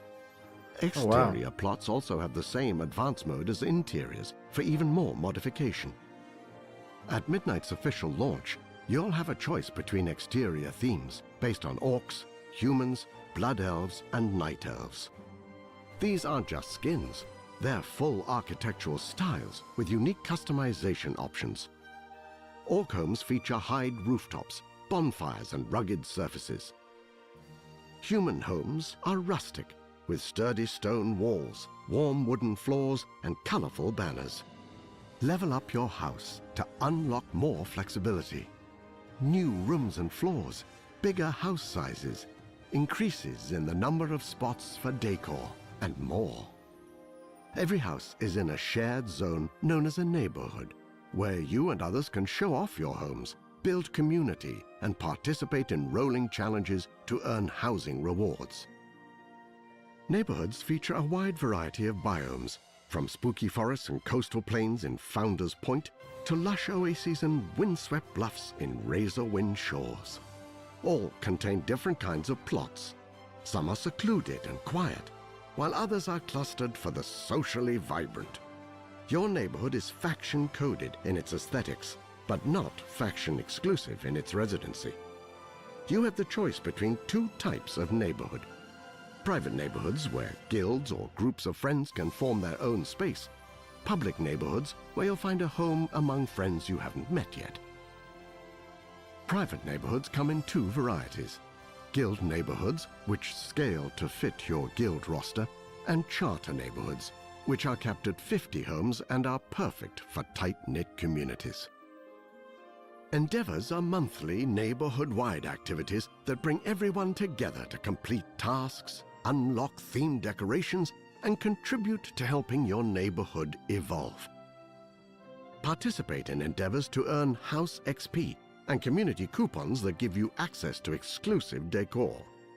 Above all, housing is designed to help you find your perfect space and transform it to your own fantasy haven. To create your own home, sweet home. And there you have it. Thank you so much on behalf of the entire World of Warcraft team for joining us for this overview of Midnight. And if after what you just saw, you can't wait to get your hands on housing, don't worry, because it's coming your way if you have Midnight in early December of this year. Thank you again. Oh, nice. And we'll see you in Azeroth. Early December for housing.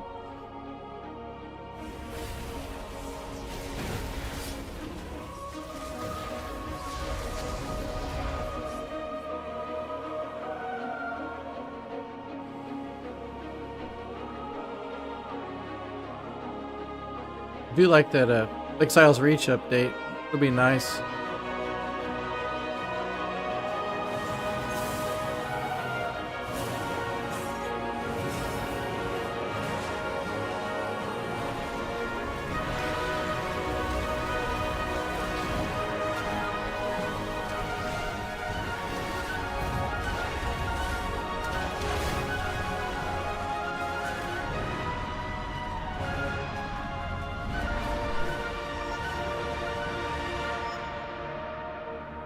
Friends, we hope you've enjoyed this deeper look at Midnight.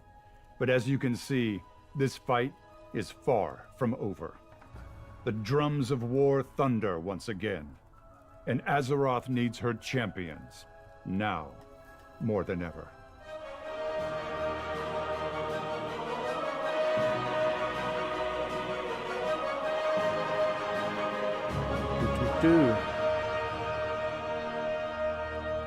All right, let's see. Maybe we'll learn something. Oh, I still got a few minutes on that yet.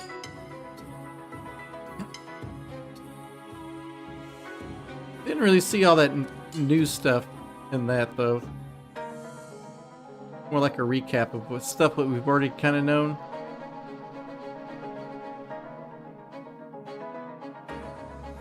A bit. Here, I'll exit that. I'm gonna mute that for right now. See if I can click this. There we go. Jump back in here for a second. Yeah, early December will be nice. I guess we were kind of expecting that. That's like towards the tail end of Legion Remix.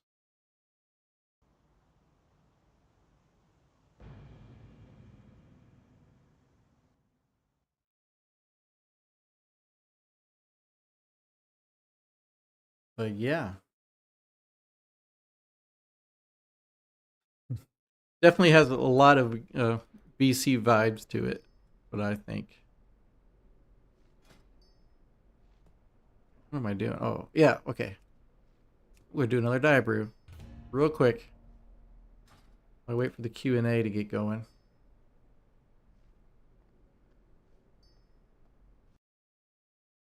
See here. Okay. Yeah, I'm so pumped for housing. For sure. They need goblin themed stuff, right? No, they'll probably do that later on down the road. But I think it'd be cool. Make your own like little undermine or something.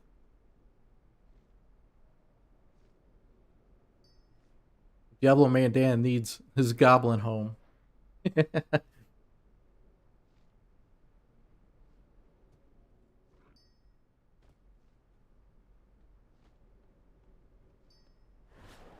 It'll be nice revisiting all those different areas. Definitely fond memories from BC, leveling up blood elves and everything. Yeah, I still got the... Okay. Alright.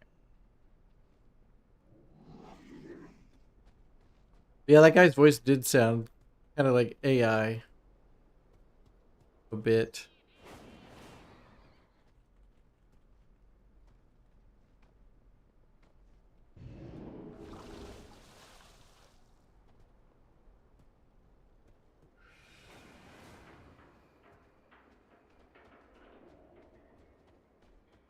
Come on, Q.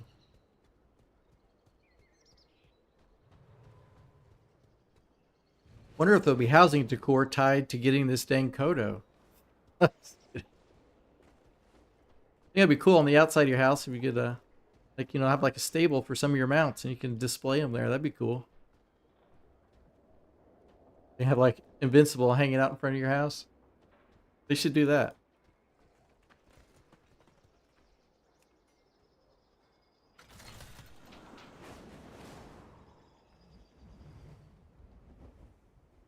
On Q. Q is just taking a sweet old time.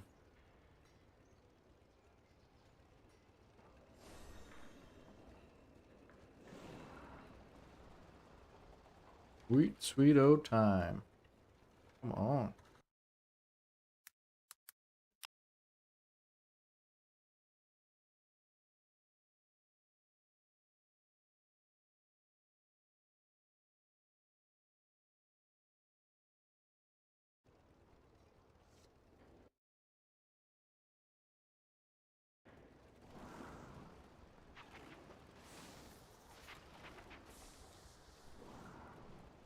Man, oh man. 3 minutes in the 2-minute queue. I hope they pick some good questions. About 4.5 minutes before that starts. It's always good to see Chris Metzen.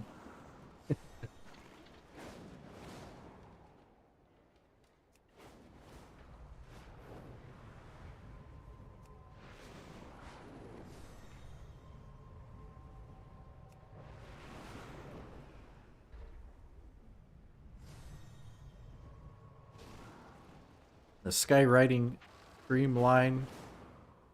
Hopefully that'll be nice. There we go. Get that photo today. That'd be cool.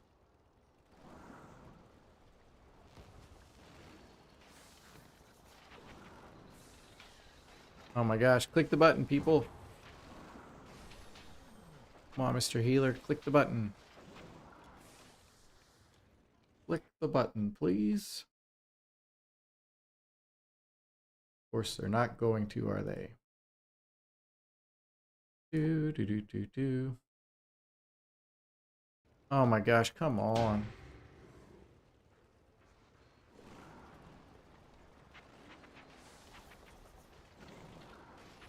Come on.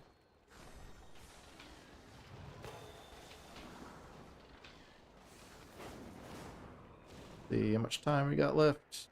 2 minutes, 55 seconds.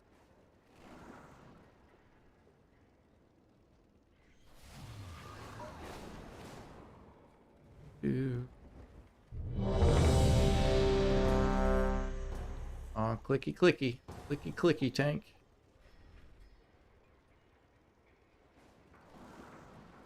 Click the button, tank.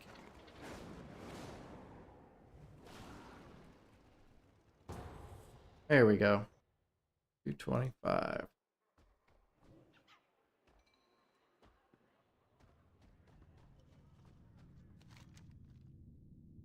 Fight, fight.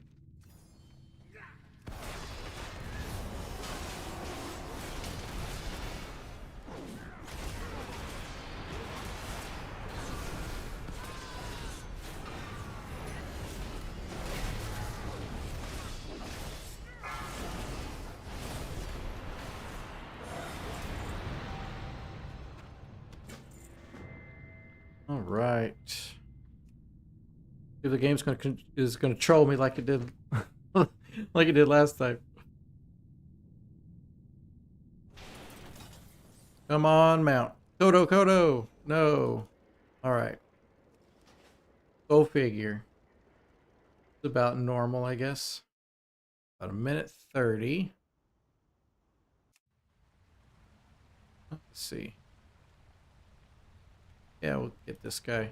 Get this guy cranking. I meant to get him started earlier before the deep dive thing started, but I forgot.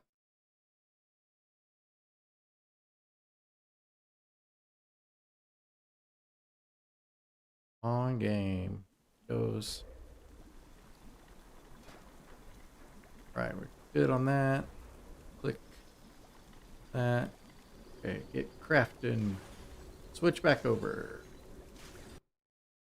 Go.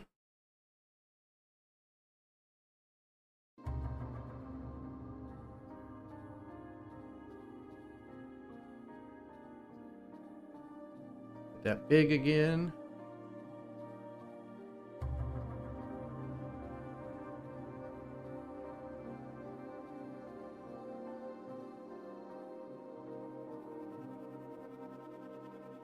I hope they dive into some stuff.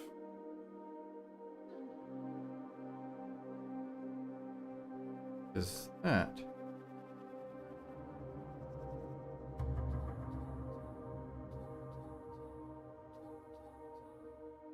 Oh, spam message, of course. On Q&A. Hello, we are live. Welcome to the World of Warcraft Midnight Q&A. I'm Randy Jordan, and I go by Kyvax on the Warcraft community team. We recently asked WoW players on forums and social media sites to submit questions, and you delivered. So, hopefully that we've volume's got good. If 3 it's not, leaders just of let me know in the WoW chat. development team here. Please introduce yourselves. Hi, I'm Ian Hasikostas, Game Director on WoW. Hi, my name is Paul Cubitt. I'm Associate Game Director on World of Warcraft, working on the Midnight expansion. Hi, I'm Maria Hamilton. I'm the Design Director for WoW. Gonna be like We the got a lot of questions, and I want to Diablo get right to them. We're fireside gonna start with chat some things, housing I guess. questions. So, Cyglaive on the forums asked, it actually said, during a Gamescom interview, it was mentioned that Horde players would be able to use Alliance-style housing exteriors and vice versa. However, in a recent blog post, it was stated that the housing styles would be faction-locked. Can we get clarification on that? Yes, there was a bit of confusion definitely around the Gamescom messaging there. As we just saw in the deep dive video, the neighborhoods ultimately are anchored in specific locations in the world. If you are in the Alliance neighborhood, you are on the outskirts of Stormwind in the Elwyn area. If you are in the Horde neighborhood, you're on the outskirts of Orgrimmar. While private neighborhoods can be cross-faction, you can have your guildmates, you can have your friends of the opposite faction move in, the general setting, the exterior houses there are going to reflect the location. The NPCs that are wandering around the neighborhood, again, are anchored in that place in the world. Maybe something that we revisit down the line, but for the time being, if you're in the Horde neighborhood, the home exteriors need to reflect the Horde aesthetic. Take that up with the Orgrimmar HOA if there's a concern. Speaking of things wandering around, a player named Hey Hey on the EU Spanish forums asked, Hey I know Hey. there are plans for combat pets to appear in housing. Are there also plans for hunter pets? Yes, so pets are something in general that we're working towards. At release in Midnight, battle pets won't be available to be placed just yet. I think something that we need to solve to make that work on the engineering side is actually making sure that they can path and move comfortably around whatever configuration of objects you might happen to place in your home or in your yard. So we are planning on delivering that shortly after launch.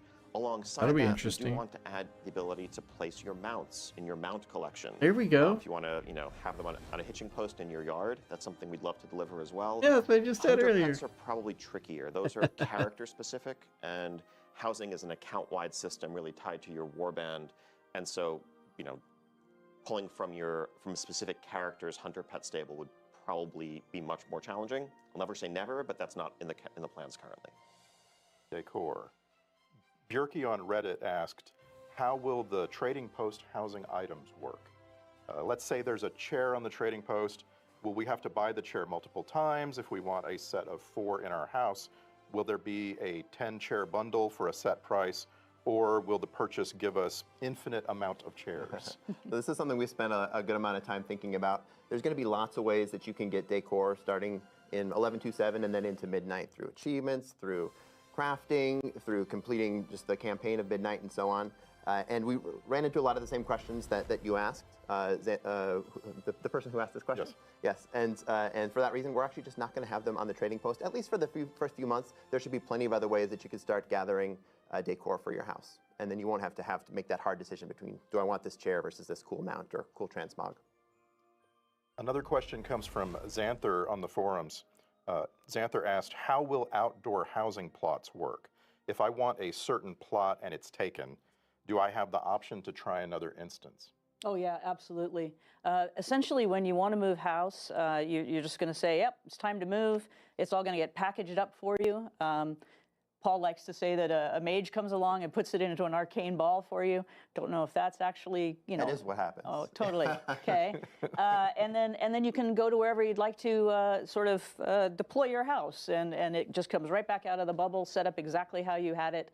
So you can move around neighborhoods, you can move around different plots within a neighborhood. Yep, totally transportable. Right on. Celia on the German WoW forums asked, will there be updates to the guild system in Midnight? I think most of the updates we see to the guild system are going to be in the form of neighborhoods. We expect to see a lot of guilds, especially guilds who are playing a lot actively with one another, to build guild neighborhoods where you'll be able to live alongside one another. So instead of the typical ways you're interacting with one another in WoW, whether that's raid nights, Mythic Plus nights, PvP, whatever it is you choose to do. You might also just start running into one another in the morning when you go out to get the paper. And so really looking forward to seeing guilds build stronger connections based on those guild neighborhoods. I think the other systemic trappings of the guild system are something that we know is definitely due for a refresh. Guilds obviously have been there since the beginning, and there's definitely room for improvement. Our focus for Midnight, though, really was on the housing integration side of it, and the rest of the system is something we hope to get back to in the near future. A highly upvoted question on Reddit comes from Chilligok. Chilligok asked, will we ever get another texture update for older races? Especially compared to Earthen, the hairstyles are outdated now. We do have a couple which are coming in Midnight. As you complete the Amani campaign in Zulaman, you will be able to unlock some cool cosmetics for Darkspear trolls, some cool hairstyles, and actually skin colors as well. And so if you have any Darkspear trolls on your account, you play through the campaign, you'll be able to get some cool customizations. And this is one of the ways that we do try to approach this, is as it's appropriate to the story, we'll look for cool ways that you can integrate cosmetics into your own character. That's not the only way that we might do this, though. Yeah, exactly. I think it's something that we see as an issue to chip away at over time. We want to roll out extra customizations, hairstyles, you name it, for the existing races to continue to bring them up to parity with the very newest options. It's not something we're able to do all at once, but particularly where it makes sense and fits the story, we're excited to keep adding them. Our long-term goal is to get to a place where every race, whether brand new or one of the original ones, has roughly the same number of options. So, as we just saw in the deep dive and going back to the Gamescom announcement, we have a system coming called Prey. And I have a couple of questions here about Prey. System of Cells on Reddit asked, will the Prey system make all mobs in the target zone more challenging, or only the Prey target plus world quests unique to that system? Yeah, it will affect everything in the zone for you. So if you have chosen to go into the zone chasing a nightmare mode prey, everything is going to be much harder for you. It's based on an aura that's put on you, sort of like it's almost like an affliction in a way, or a torment. And as you move through that zone, it's going to be harder. Can't wait to go AFK and get in slaughtered. Prey is on their own. They are when they finally wear down that boss, if it's in one of the harder modes. Then you need to go mano a mano. If it's in the normal mode, then the rest of the players in the vicinity can help you out. Gotcha. The WoW creator Fandy asked, is the Prey system planned to be a part of the World Row in Vaults? Yeah, in one way or another. As we build our expansion, one of the last things that comes in is specifics on rewards. So we don't have the specific details now, but when we do look at Prey, we look at it as similar in difficulty and sort of player activity to the types of things that you do in Delves. And Delves do take up that bottom row of the World Row in the Great Vault as well. So we do expect, if you're running Prey, you're going to see better rewards in that row in one way or another. Good. I want to get to one of the most highly upvoted questions we saw across all channels. This is from Weird Dandom Ally on Reddit. And that goes, any plans to rejuvenate the glyph system? All classes could take advantage of it for class visual customizations like warlocks have with their pets and druids with their forms. Oh, absolutely. Yeah, so there Much isn't needed. a glyph overhaul planned for Midnight at launch in particular, but the general question of more customization for spell visuals, transforms, things along those lines, that's one that we're also very excited about and always looking to offer more customization, more cosmetic self-expression where possible, and the glyph system is a great vehicle for this. It's not the only vehicle, but where it makes sense, that's definitely one of the avenues we would use. Speaking of highly upvoted questions, we got a lot from the PvP community.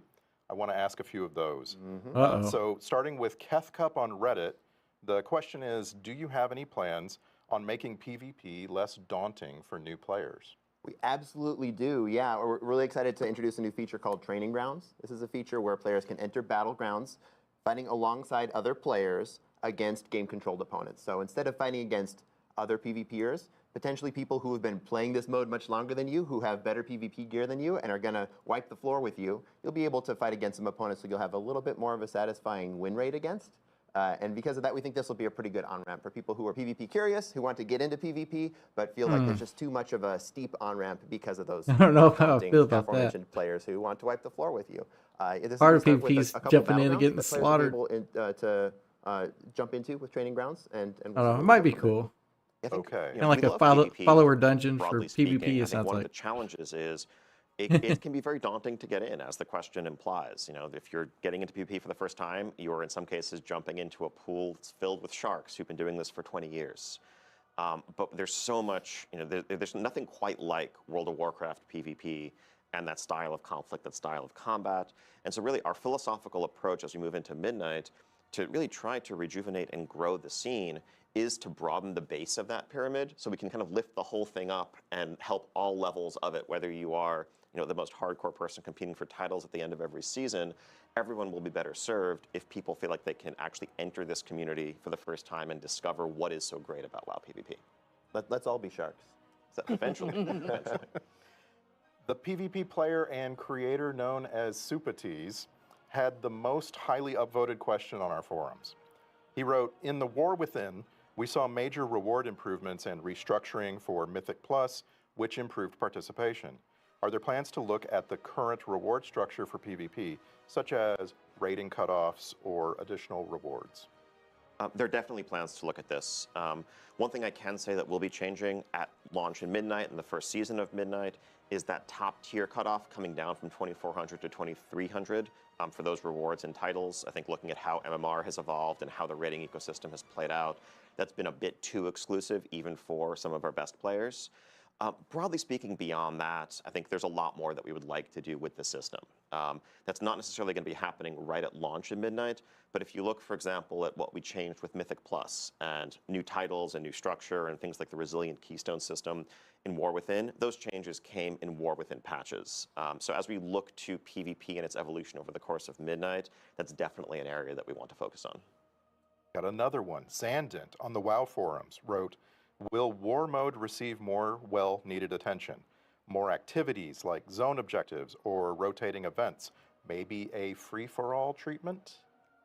Yeah, we're adding a whole new area into the Voidstorm zone, a giant war mode area which reflects the same space as the Slayer's Rise battleground. If you watched the deep dive video, you got to see that. That Slayer's Rise is also made manifest in the zone itself. And this is, if you've played war mode in past expansions, you know that we've taken a couple war mode areas and had maybe one in each zone, one in Ringing Deeps and one in Isle of Dorn, where PvP, when you enable war mode, you'll have some special, unique activities. We took all those and glumped them all together right into this Slayer's Rise area, and so there's going to be a huge PvP playground if you have war mode on, be able to do lots of cool world quest activities, reasons to just kill one another, and even if you don't have war mode enabled, there'll still be PvP-themed content for folks doing world quests up in that area. Why would you not have War Mode enabled? That's a very good question. Yeah. Because you're afraid of sharks. Yeah, it's sharks. Okay, all right. Yeah. Thank you. So, MacLemente26 on Reddit asked a question that we saw a lot of, which is, when can we expect reputations from expansions prior to Shadowlands to become Warbound reputations? So yeah, taking full accountability here. I know that when we rolled out the warbands, we said that we were going to work our way backwards through reputations. We haven't made progress as quickly as we would have liked. We got some of the Shadowlands reputations, but not the Covenant ones. This is something we're going to pick up and resume. I can't commit to a definite timetable, but in the long run, we don't want this, internal disparity between how different expansions' reputations are handled, and we'll continue to start with the most recent and work our way backwards. Thank you. 610 on Blue Sky said, War Within is the first WoW expansion without a legendary. Can we expect anything in Midnight, or is the team taking time to reevaluate what place legendaries have in the modern game?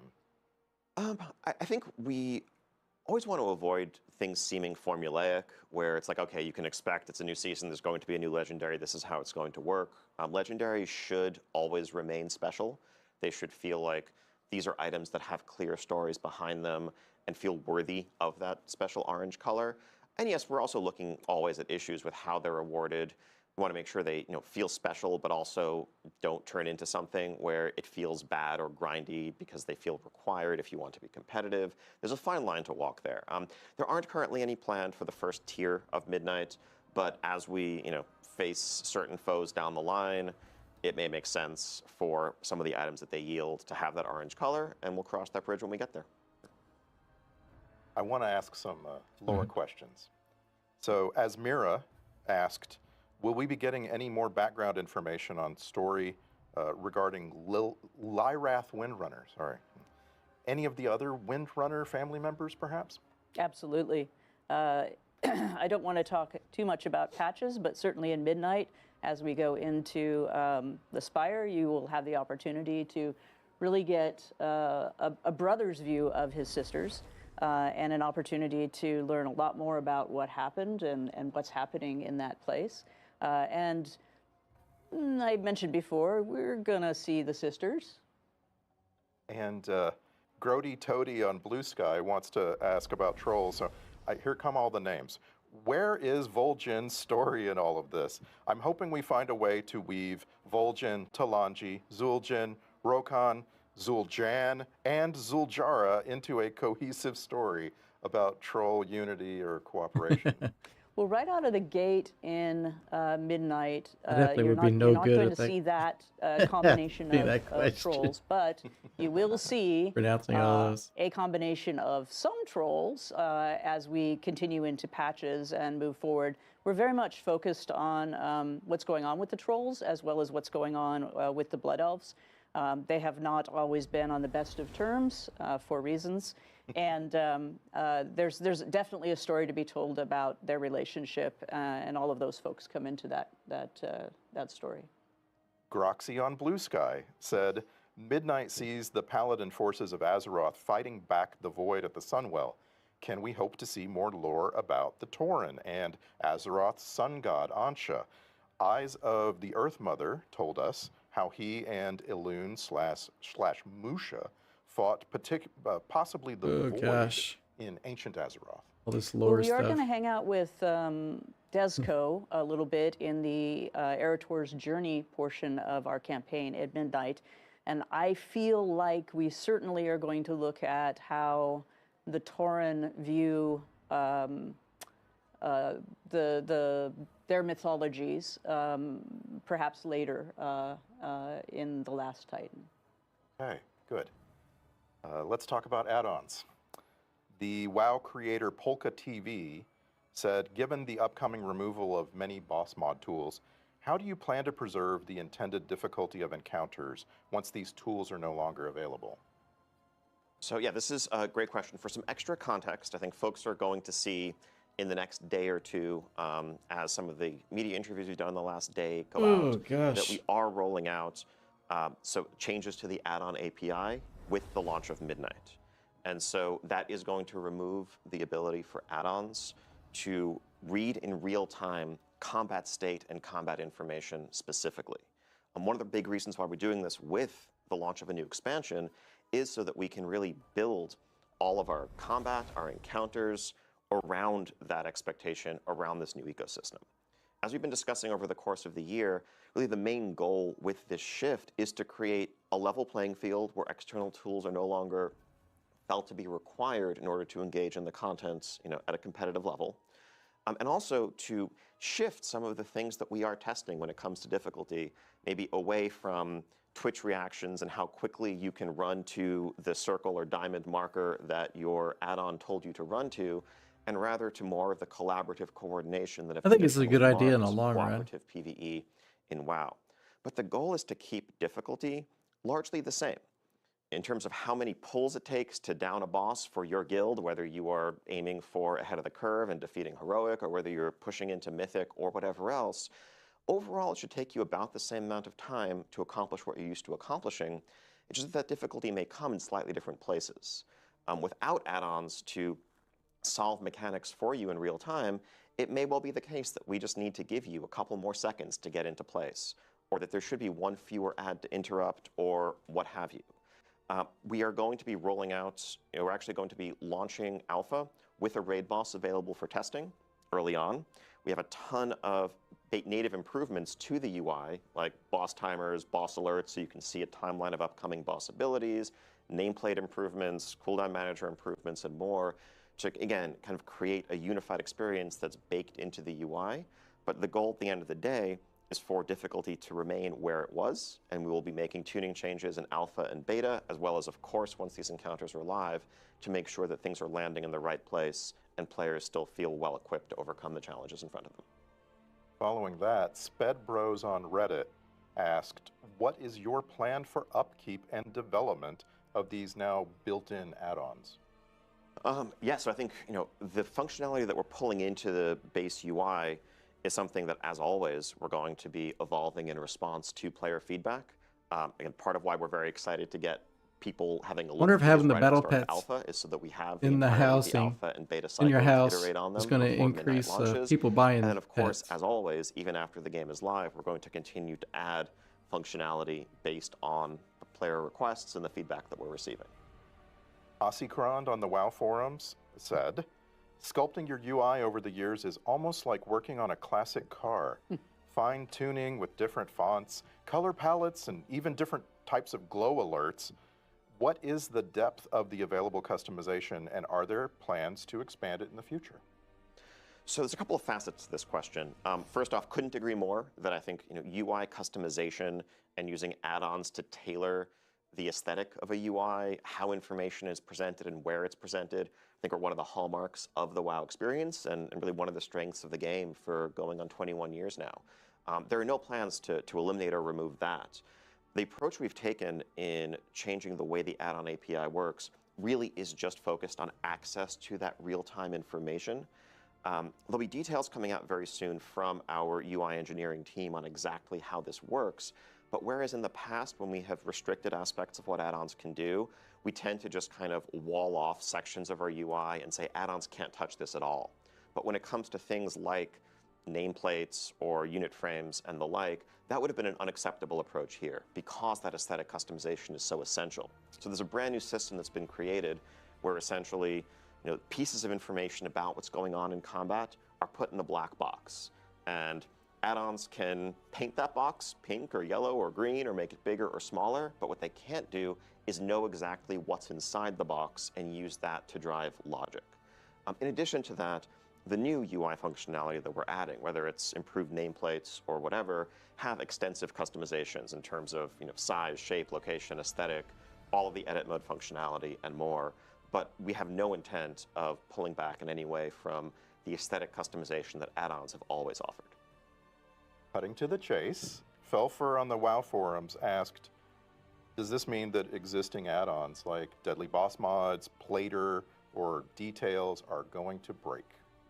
They will change significantly. I think certainly, day one, if you're logging into alpha and you try to enable them, I do not believe they will work due to changes in the API, but that's standard for any new expansion release. We are inviting the authors of a vast range of add-ons into our first week of alpha, so that's going to be coming up in just the next few days, to get their hands on these changes, to give us feedback about how we can better support their ongoing development. But yes, when it comes to the specific ability to read and process combat information and use that to drive logic, that is going to be changing, and that will affect those add-ons. Okay, give me one more. This comes from Herrix on the WoW forums. Herrix said, what are the plans regarding improvements to the default raid frames? In the effort to reduce the need for add-ons, raid frames are a major pain point for healers, where the default Blizzard raid frames are basically unusable without at least some external modification.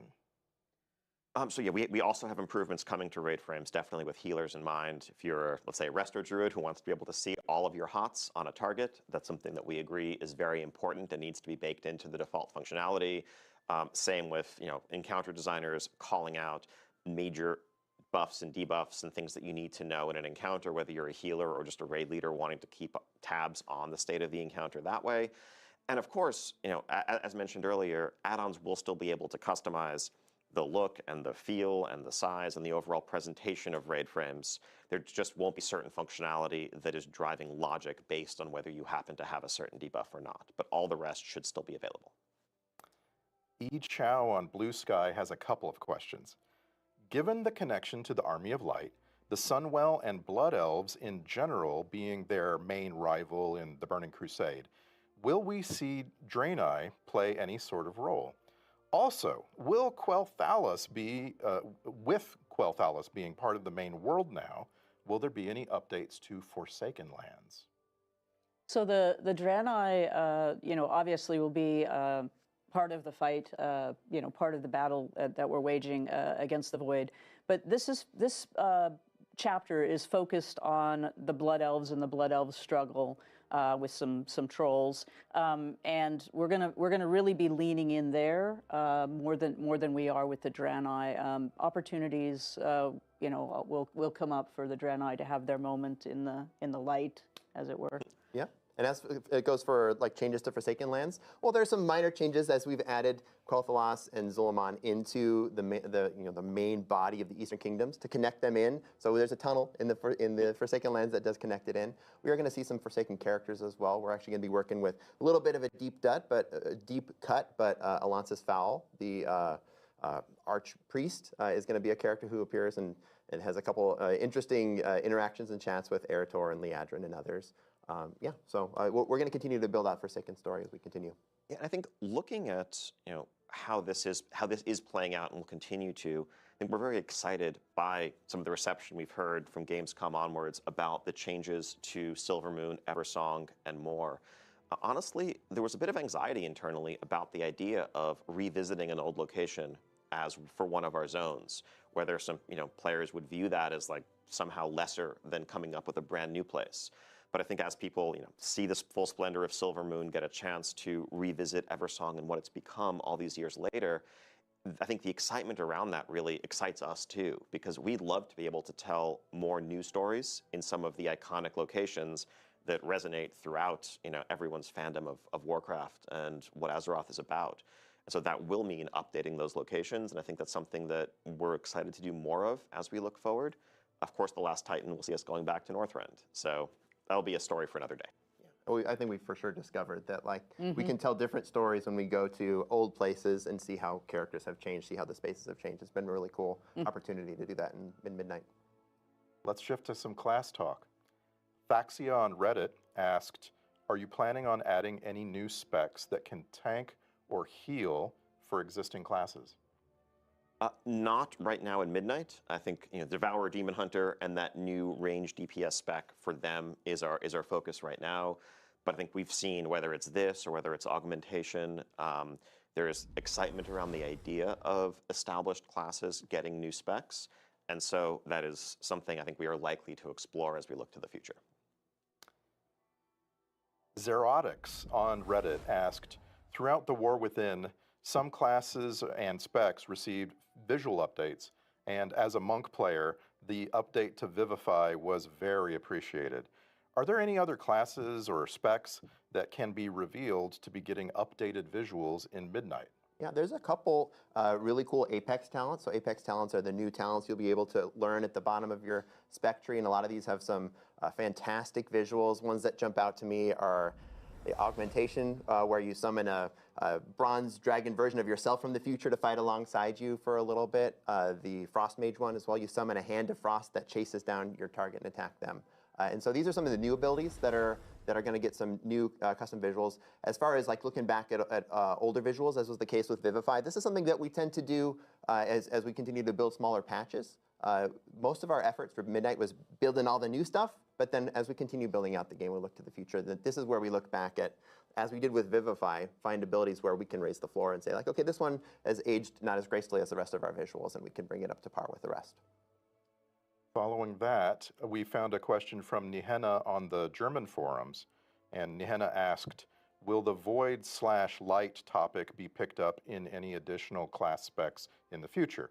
For example, Sunwell effects for a Holy Paladin, or perhaps Void powers for a Warlock?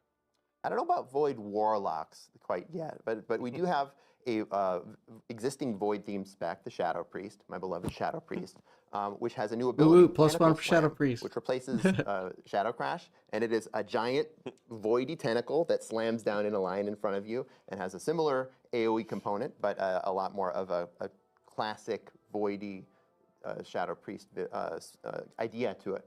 We also have on one of our Apex talents, the Discipline Priest has Void Shield, which replaces your Power Word Shield with a Void-themed shield. So there are places where the Void and Light are leaking into our class design. Going back to the support roles, Neo Saro on the EU Spanish forums asked, can we expect anything new regarding the support role in Midnight? Will it be expanded to other classes? Is it considered that it maybe didn't work as expected for augmentation, and perhaps that just becomes a normal damage or healer? So we're not planning on currently expanding it to other classes, but we're also not planning on changing augmentation to just fit into the existing niches. I think there's a lot of excitement around the idea of support, and I think we've seen players embrace that fantasy. I think we are still iterating on evolving that specialization and getting to a place where we can find a happy medium, where it can kind of realize that fantasy and be effective as someone who bolsters the strength of your allies without also becoming so effective that it feels required in groups and kind of limits composition diversity. I think if we're able to achieve that, hopefully when we're able to achieve that, I do think we would like to look to what other ideas might apply a different fantasy to executing that concept. I want to switch to the topic of delves. The WoW content creator True Villain Manny said, with delves integrated into the story, will there be certain scenarios that are locked in as we level? And will there be additional story in those alternative scenarios with delves? Yeah, as we move through the campaign in Midnight, we will be entering delves with specific goals in mind. And that particular variant of the story will have the objectives that we need to accomplish as we go through them. As always, our delves will have multiple variants to play through with different stories occurring. So yes, we will continue to use delves in this way, and look for opportunities to continue to build quest content that enters delves. So let's go inside. Varteris on the WoW forums said, will delves have even greater variety than in the War Within? Maybe a randomized puzzle to solve, a race, a whole new set of abilities? Yeah, there's a couple ways that delves are changing. We have a new follower, Valera Sanguinara, is going to come along, and she's going to mix things up. She's takes delves a little bit more seriously than Bran does, and a lot more snabbily as well. We also have some outdoor delves that are going to take place in outdoor spaces, and so this will just change up not No only more the vibe puzzles, of the space, but please. your ability to move around, because you'll be able to use your ground mounts to get around. We're also just taking a look at the mechanics that we're using in delves in Midnight. So we can announce now that Midnight does not have any underwater delves. It also does not have any good. delves with a That's real mechanic where good. you have to, say, pick up a candle or a totem and throw it ahead and continue doing that on a continued basis. Folks, let us know how they felt about those, and we're not moving forward with those designs in Midnight. That's good. That's So good. It's always kind Relentless of on the annoying. EU Spanish forums asked a version of a question we got a lot. And Ian, what's stopping the World of Warcraft development team from doing a world revamp? Could we get a world revamp? I mean, I think, the idea of revamping everything at once is a terrifying one, frankly. But I think, as touched on earlier, we definitely want to tell new stories in iconic locations. And in doing that, we would certainly do much more than just do a fresh coat of paint on the area. We would really reimagine it and bring it into the present day, as we have with Eversong. Our current focus is, of course, on the story that we're telling for the rest of the World Soul Saga. That will touch on some familiar locations. But down the line, I think the lessons we are learning and the experiences we're having, revisiting some locations, open the door to doing a lot more of it. Saw a very upvoted question from Solera, a French WoW player on X. Solera asked, without giving away spoilers, very important, Okay. does Midnight introduce any completely new elven tribes or expand on lesser known ones? Maybe the Kelderai? Without spoilers. Without spoilers. That's a tough constraint. Yeah. Maybe. That's right. I don't think it's spoilery to say we're going to be learning a lot about the elves and the elves' relationships with one another, and that would include Quel'Darai. Thank you. And Zoris on the EU Spanish forums asked, with the Devourer specialization, all Demon Hunter abilities will use void effects and icons, even those shared by all three specializations. Has there been any consideration of extending this aesthetic customization to other classes? So I think philosophically and narratively, what a Void Demon Hunter represents, what a Devourer Demon Hunter represents, is one who, rather than harnessing and channeling Fel energy, is channeling Void energy to turn it against those who originally wielded it. And so that is going to transform a wide range of their abilities. On the other hand, when we look at, let's say, a Fire Mage or a Frost Mage, they're not forsaking the arcane when they become a Fire Mage. And so Blink is still an arcane spell, and Counterspell is still an arcane spell, and so forth. And so I think when we look at other classes, we generally like to look at that broad base of multiple, areas of focus. And just because you specialize in one thing doesn't mean that that transforms all of the others. That said, touching on some earlier questions, when it comes to glyph spell customizations and other things that players may want to customize the look and feel of their abilities, there's always an opportunity there. Another highly upvoted question all over the place. I'll take the version of this question from Navarel on the EU German forums.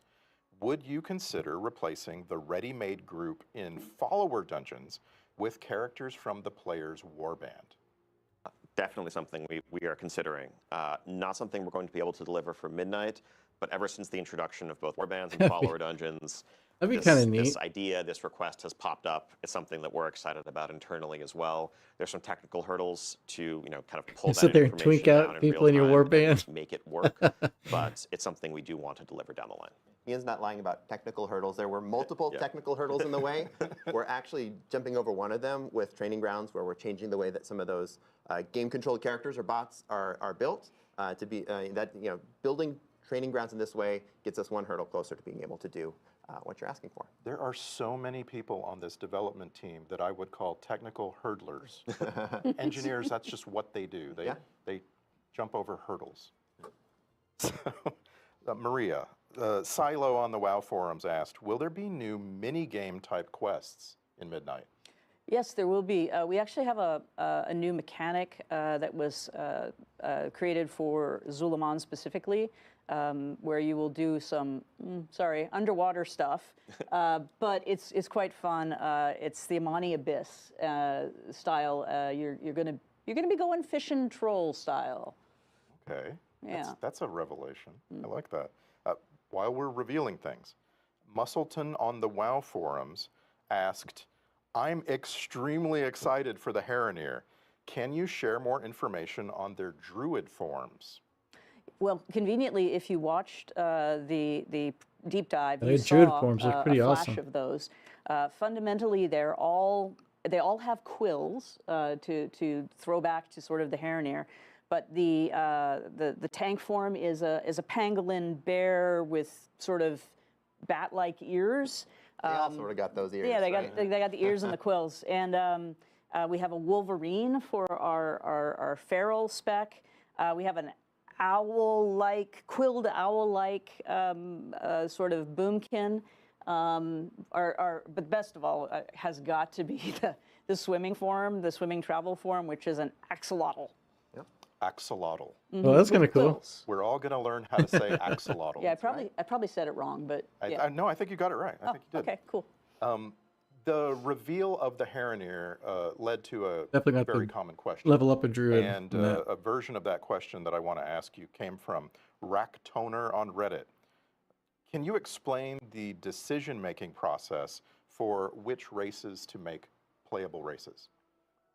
A lot of this comes down to narrative. There's no secret that we started talking to the Heronir in the War Within, and this was not a coincidence either. We wanted to build a familiarity with Orwena, with her crew, so you'd understand who these characters are when they do eventually become playable characters, as we've added them in Midnight. And of course, Midnight is part of a 3-chapter saga. We're in the middle chapter now. The Heronir are going to be a big, important part of this story, and this is why we chose to fold them in. I feel bad often being the bearer of bad news in these conversations, but I know that it's not lost on us that there are widespread requests from players who would love to be a Sethrak or an Ethereal or the like. And part of the question there is, as Paul said, narratively, does it make sense for this faction to really join the Alliance and Horde if they're cosmic, extraplanar, or more neutral by nature? But the reality of it is also, from a production perspective, one of the things we grapple with is that adding a brand new race to World of Warcraft is one of the most development-intensive things we can do, not just in one-time time commitment, but also in the long-term carrying cost for every set of armor we ever make for years and years to follow. And it's something that we have to weigh very, very heavily when we do. Building a race that uses or shares an existing rig, an existing skeleton, if it's an elven race or the like, makes that more straightforward. Again, that's not to say we're never going to add very novel or meaningfully different races down the line, but it's a very high bar for us to clear when we look at I want ogres. how much ultimately it's going to mean that we have to do less of in other places forever in order to support this additional race alongside the others. As I've said to you before, I want Saberon. I will wait. I will be patient. Please give me Saberon. So, Massive Bear on the WoW forums asked, will Haranir be unlockable in the 3 days of early access? I remember Earthen were not. No, not during the first 3 days. So during that early access, we want to make sure that we're letting players who are in that early access be able to play through the campaign and understand what's going on, but not getting any meaningful jumps ahead of anyone else who does not have that early access. Meredith on the WoW forums asked, how is Blizzard progressing in the war against toxicity in terms of the entire game? Yeah, this is something that's a huge focus for us, and really there's many facets to the question and the discussion. I think when people say toxicity, there's a few different meanings perhaps, or things that they're referring to. Some of it is just the overt, hostile, harmful, antagonistic interactions that may occur online between players. We're always continuing to shore up our reporting tools, improve real-time monitoring, and get to a place where people who are disrupting our game world can be punished and ultimately removed from it if they continue to do that. On the other hand, though, I think sometimes when people talk about a community or a portion of the game feeling toxic, that can arise from just mismatched expectations. Like, if I am listing a group and I'm trying to run a raid, and I have done that raid 12 times, and I have been through groups that have wiped and learned the encounters, it's reasonable for me as a leader of a pug to only want players who have a certain level of experience, who have also been through those learning wipes and can succeed quickly. And so someone who is looking to learn may feel like, oh, this is very unwelcoming, this is kind of toxic, why aren't we, why am I not welcome here? And ultimately, that's an issue of aligning expectations. And I think there's a lot more that we can do on the pro-social side of things to help people find like-minded players and like-minded groups. There's nothing wrong with wanting to complete something quickly and efficiently. There's also very certainly nothing wrong with wanting to learn and wanting a patient group. Now, if you mix those two groups, there are going to be some conflicts that emerge naturally because of different goals and expectations.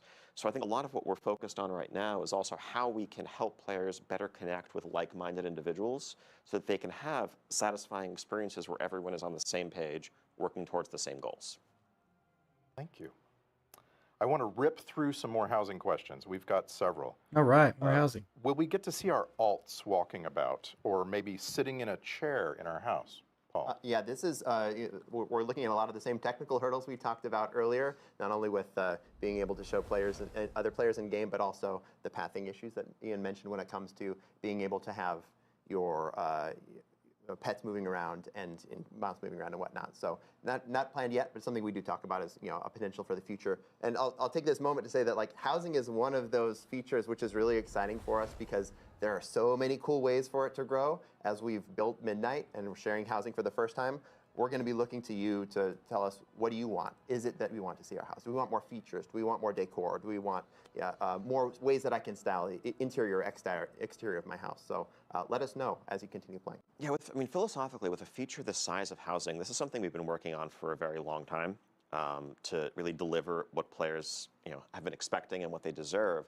But there comes a point when we're developing, especially a social feature, where we're almost hesitant to take it too far until we can actually share it with the community and understand what people are into, what they're maybe not into so much, what they want more of, what they don't need more of, to make sure that we're really putting our time and our resources in the places that are going to maximize that value for players. And so we're so excited to see people jump in the months ahead in alpha and beta, of course, and then beginning this December on the live servers, and see where it goes from there. So here's a very specific question from Alastral on the WoW forums. For housing and professions, it was stated that professions through all expansions will be able to craft housing items. Will we be able to use this as a skill catch-up for the past expansions? For example, could a leather worker start at Wrath Leatherworking Skill 1 and craft Wrath-themed housing items to get all the way to level 75? I mean, these will give skill ups for sure. Yeah, yeah. I don't know how many of them will be available at level 1, for example. They may be tuned based on how elaborate the piece of decor is, but in general, yeah, once you get the level that you're able to build these things, then you continue to use them to level up. So many very specific requests. I want to just give you this one. It comes from Spara on the WoW forums. Is it possible to add a functional bookshelf to player housing that could store and display collected in-game books? I have a lot of those. Okay, this is what I'm talking about. That once you share housing with the world, then 1,000 cool ideas come out, and so we start gathering up all these cool ideas and say, what can we do next? I can confirm there will be bookshelves. Whether those bookshelves will be functional, no, not at least to start. But this is a really cool idea for a collection that we're gonna, take back to the team. And a couple more. Ian, Devanir on Reddit wrote, "What is the minimum player limit for a private or guild neighborhood? What happens if you make a private neighborhood with the minimum amount of people and then some of them go away?"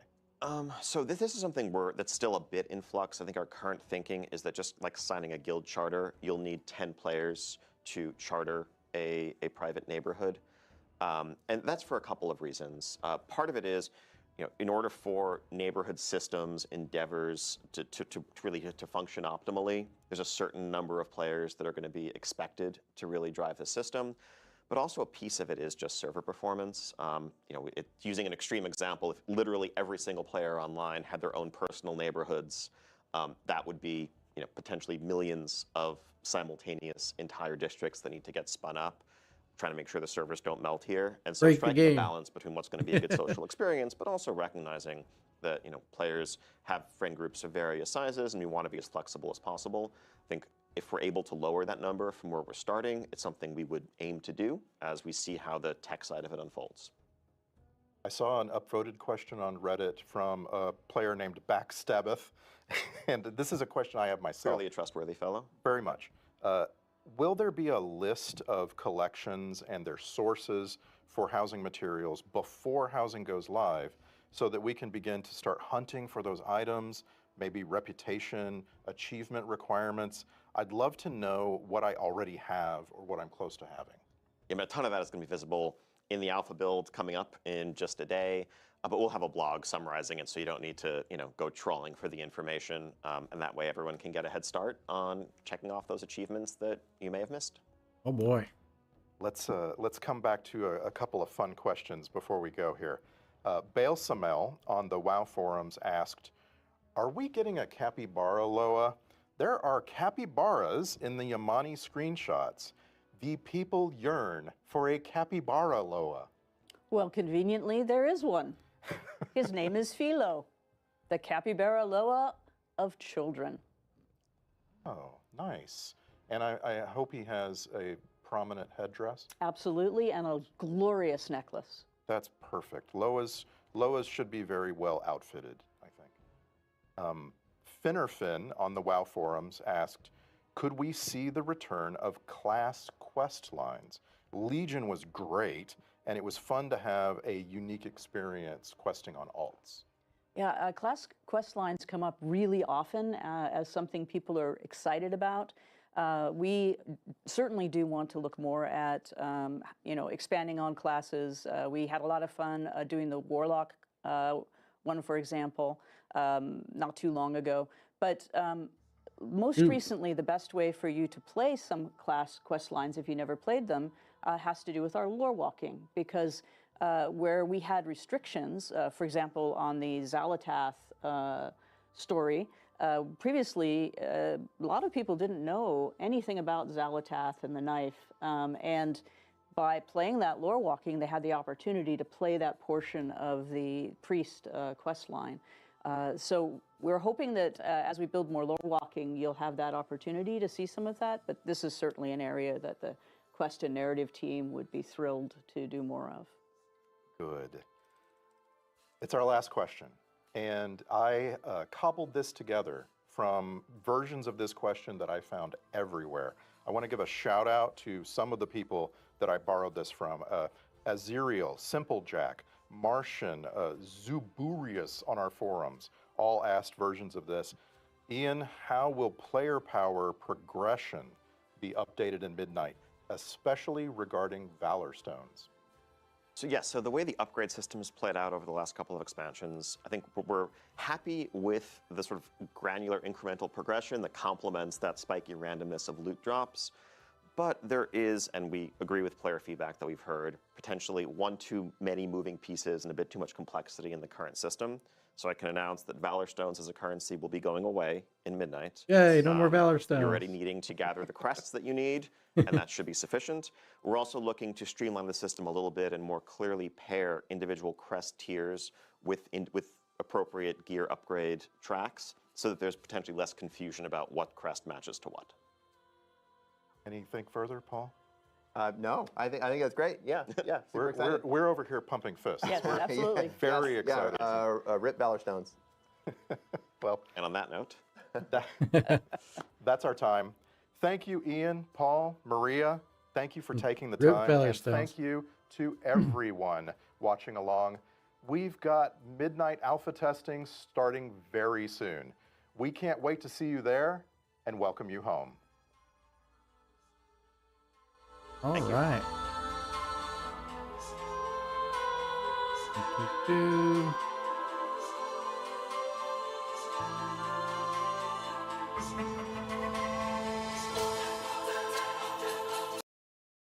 Off. All right, well, that's that. I guess I am curious though if the battle pets will having them in your house and stuff will kind of grow the market on those a bit and cause prices of them to kind of go up a little bit. It'll be kind of interesting to watch. Yeah, I'm definitely happy. You know, you can have when your mouse chill outside your house and stuff. That's cool. But let's take a look and see how many of these enchants we sold, and see if we sold all of them. That'd be cool. But at least some of them.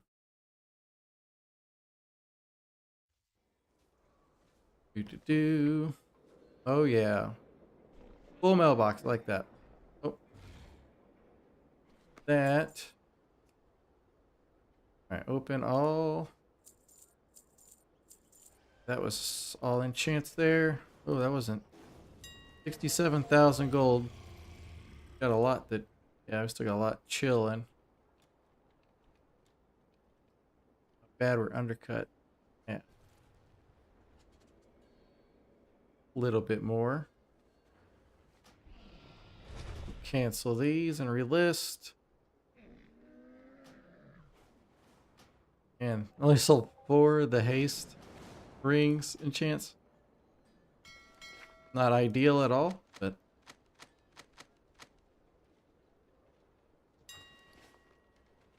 do just cranking.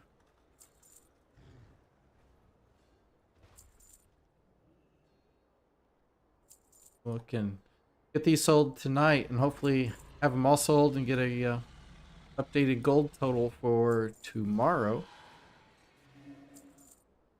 Hopefully it'll be over 8. I don't see any reason why it wouldn't be. We sold another ace just there, just quickly. So that's good. But I'm going to end the stream here, and thank you guys for coming and hanging out with me as usual. It's greatly appreciated. And I will be back tomorrow and see you guys tomorrow.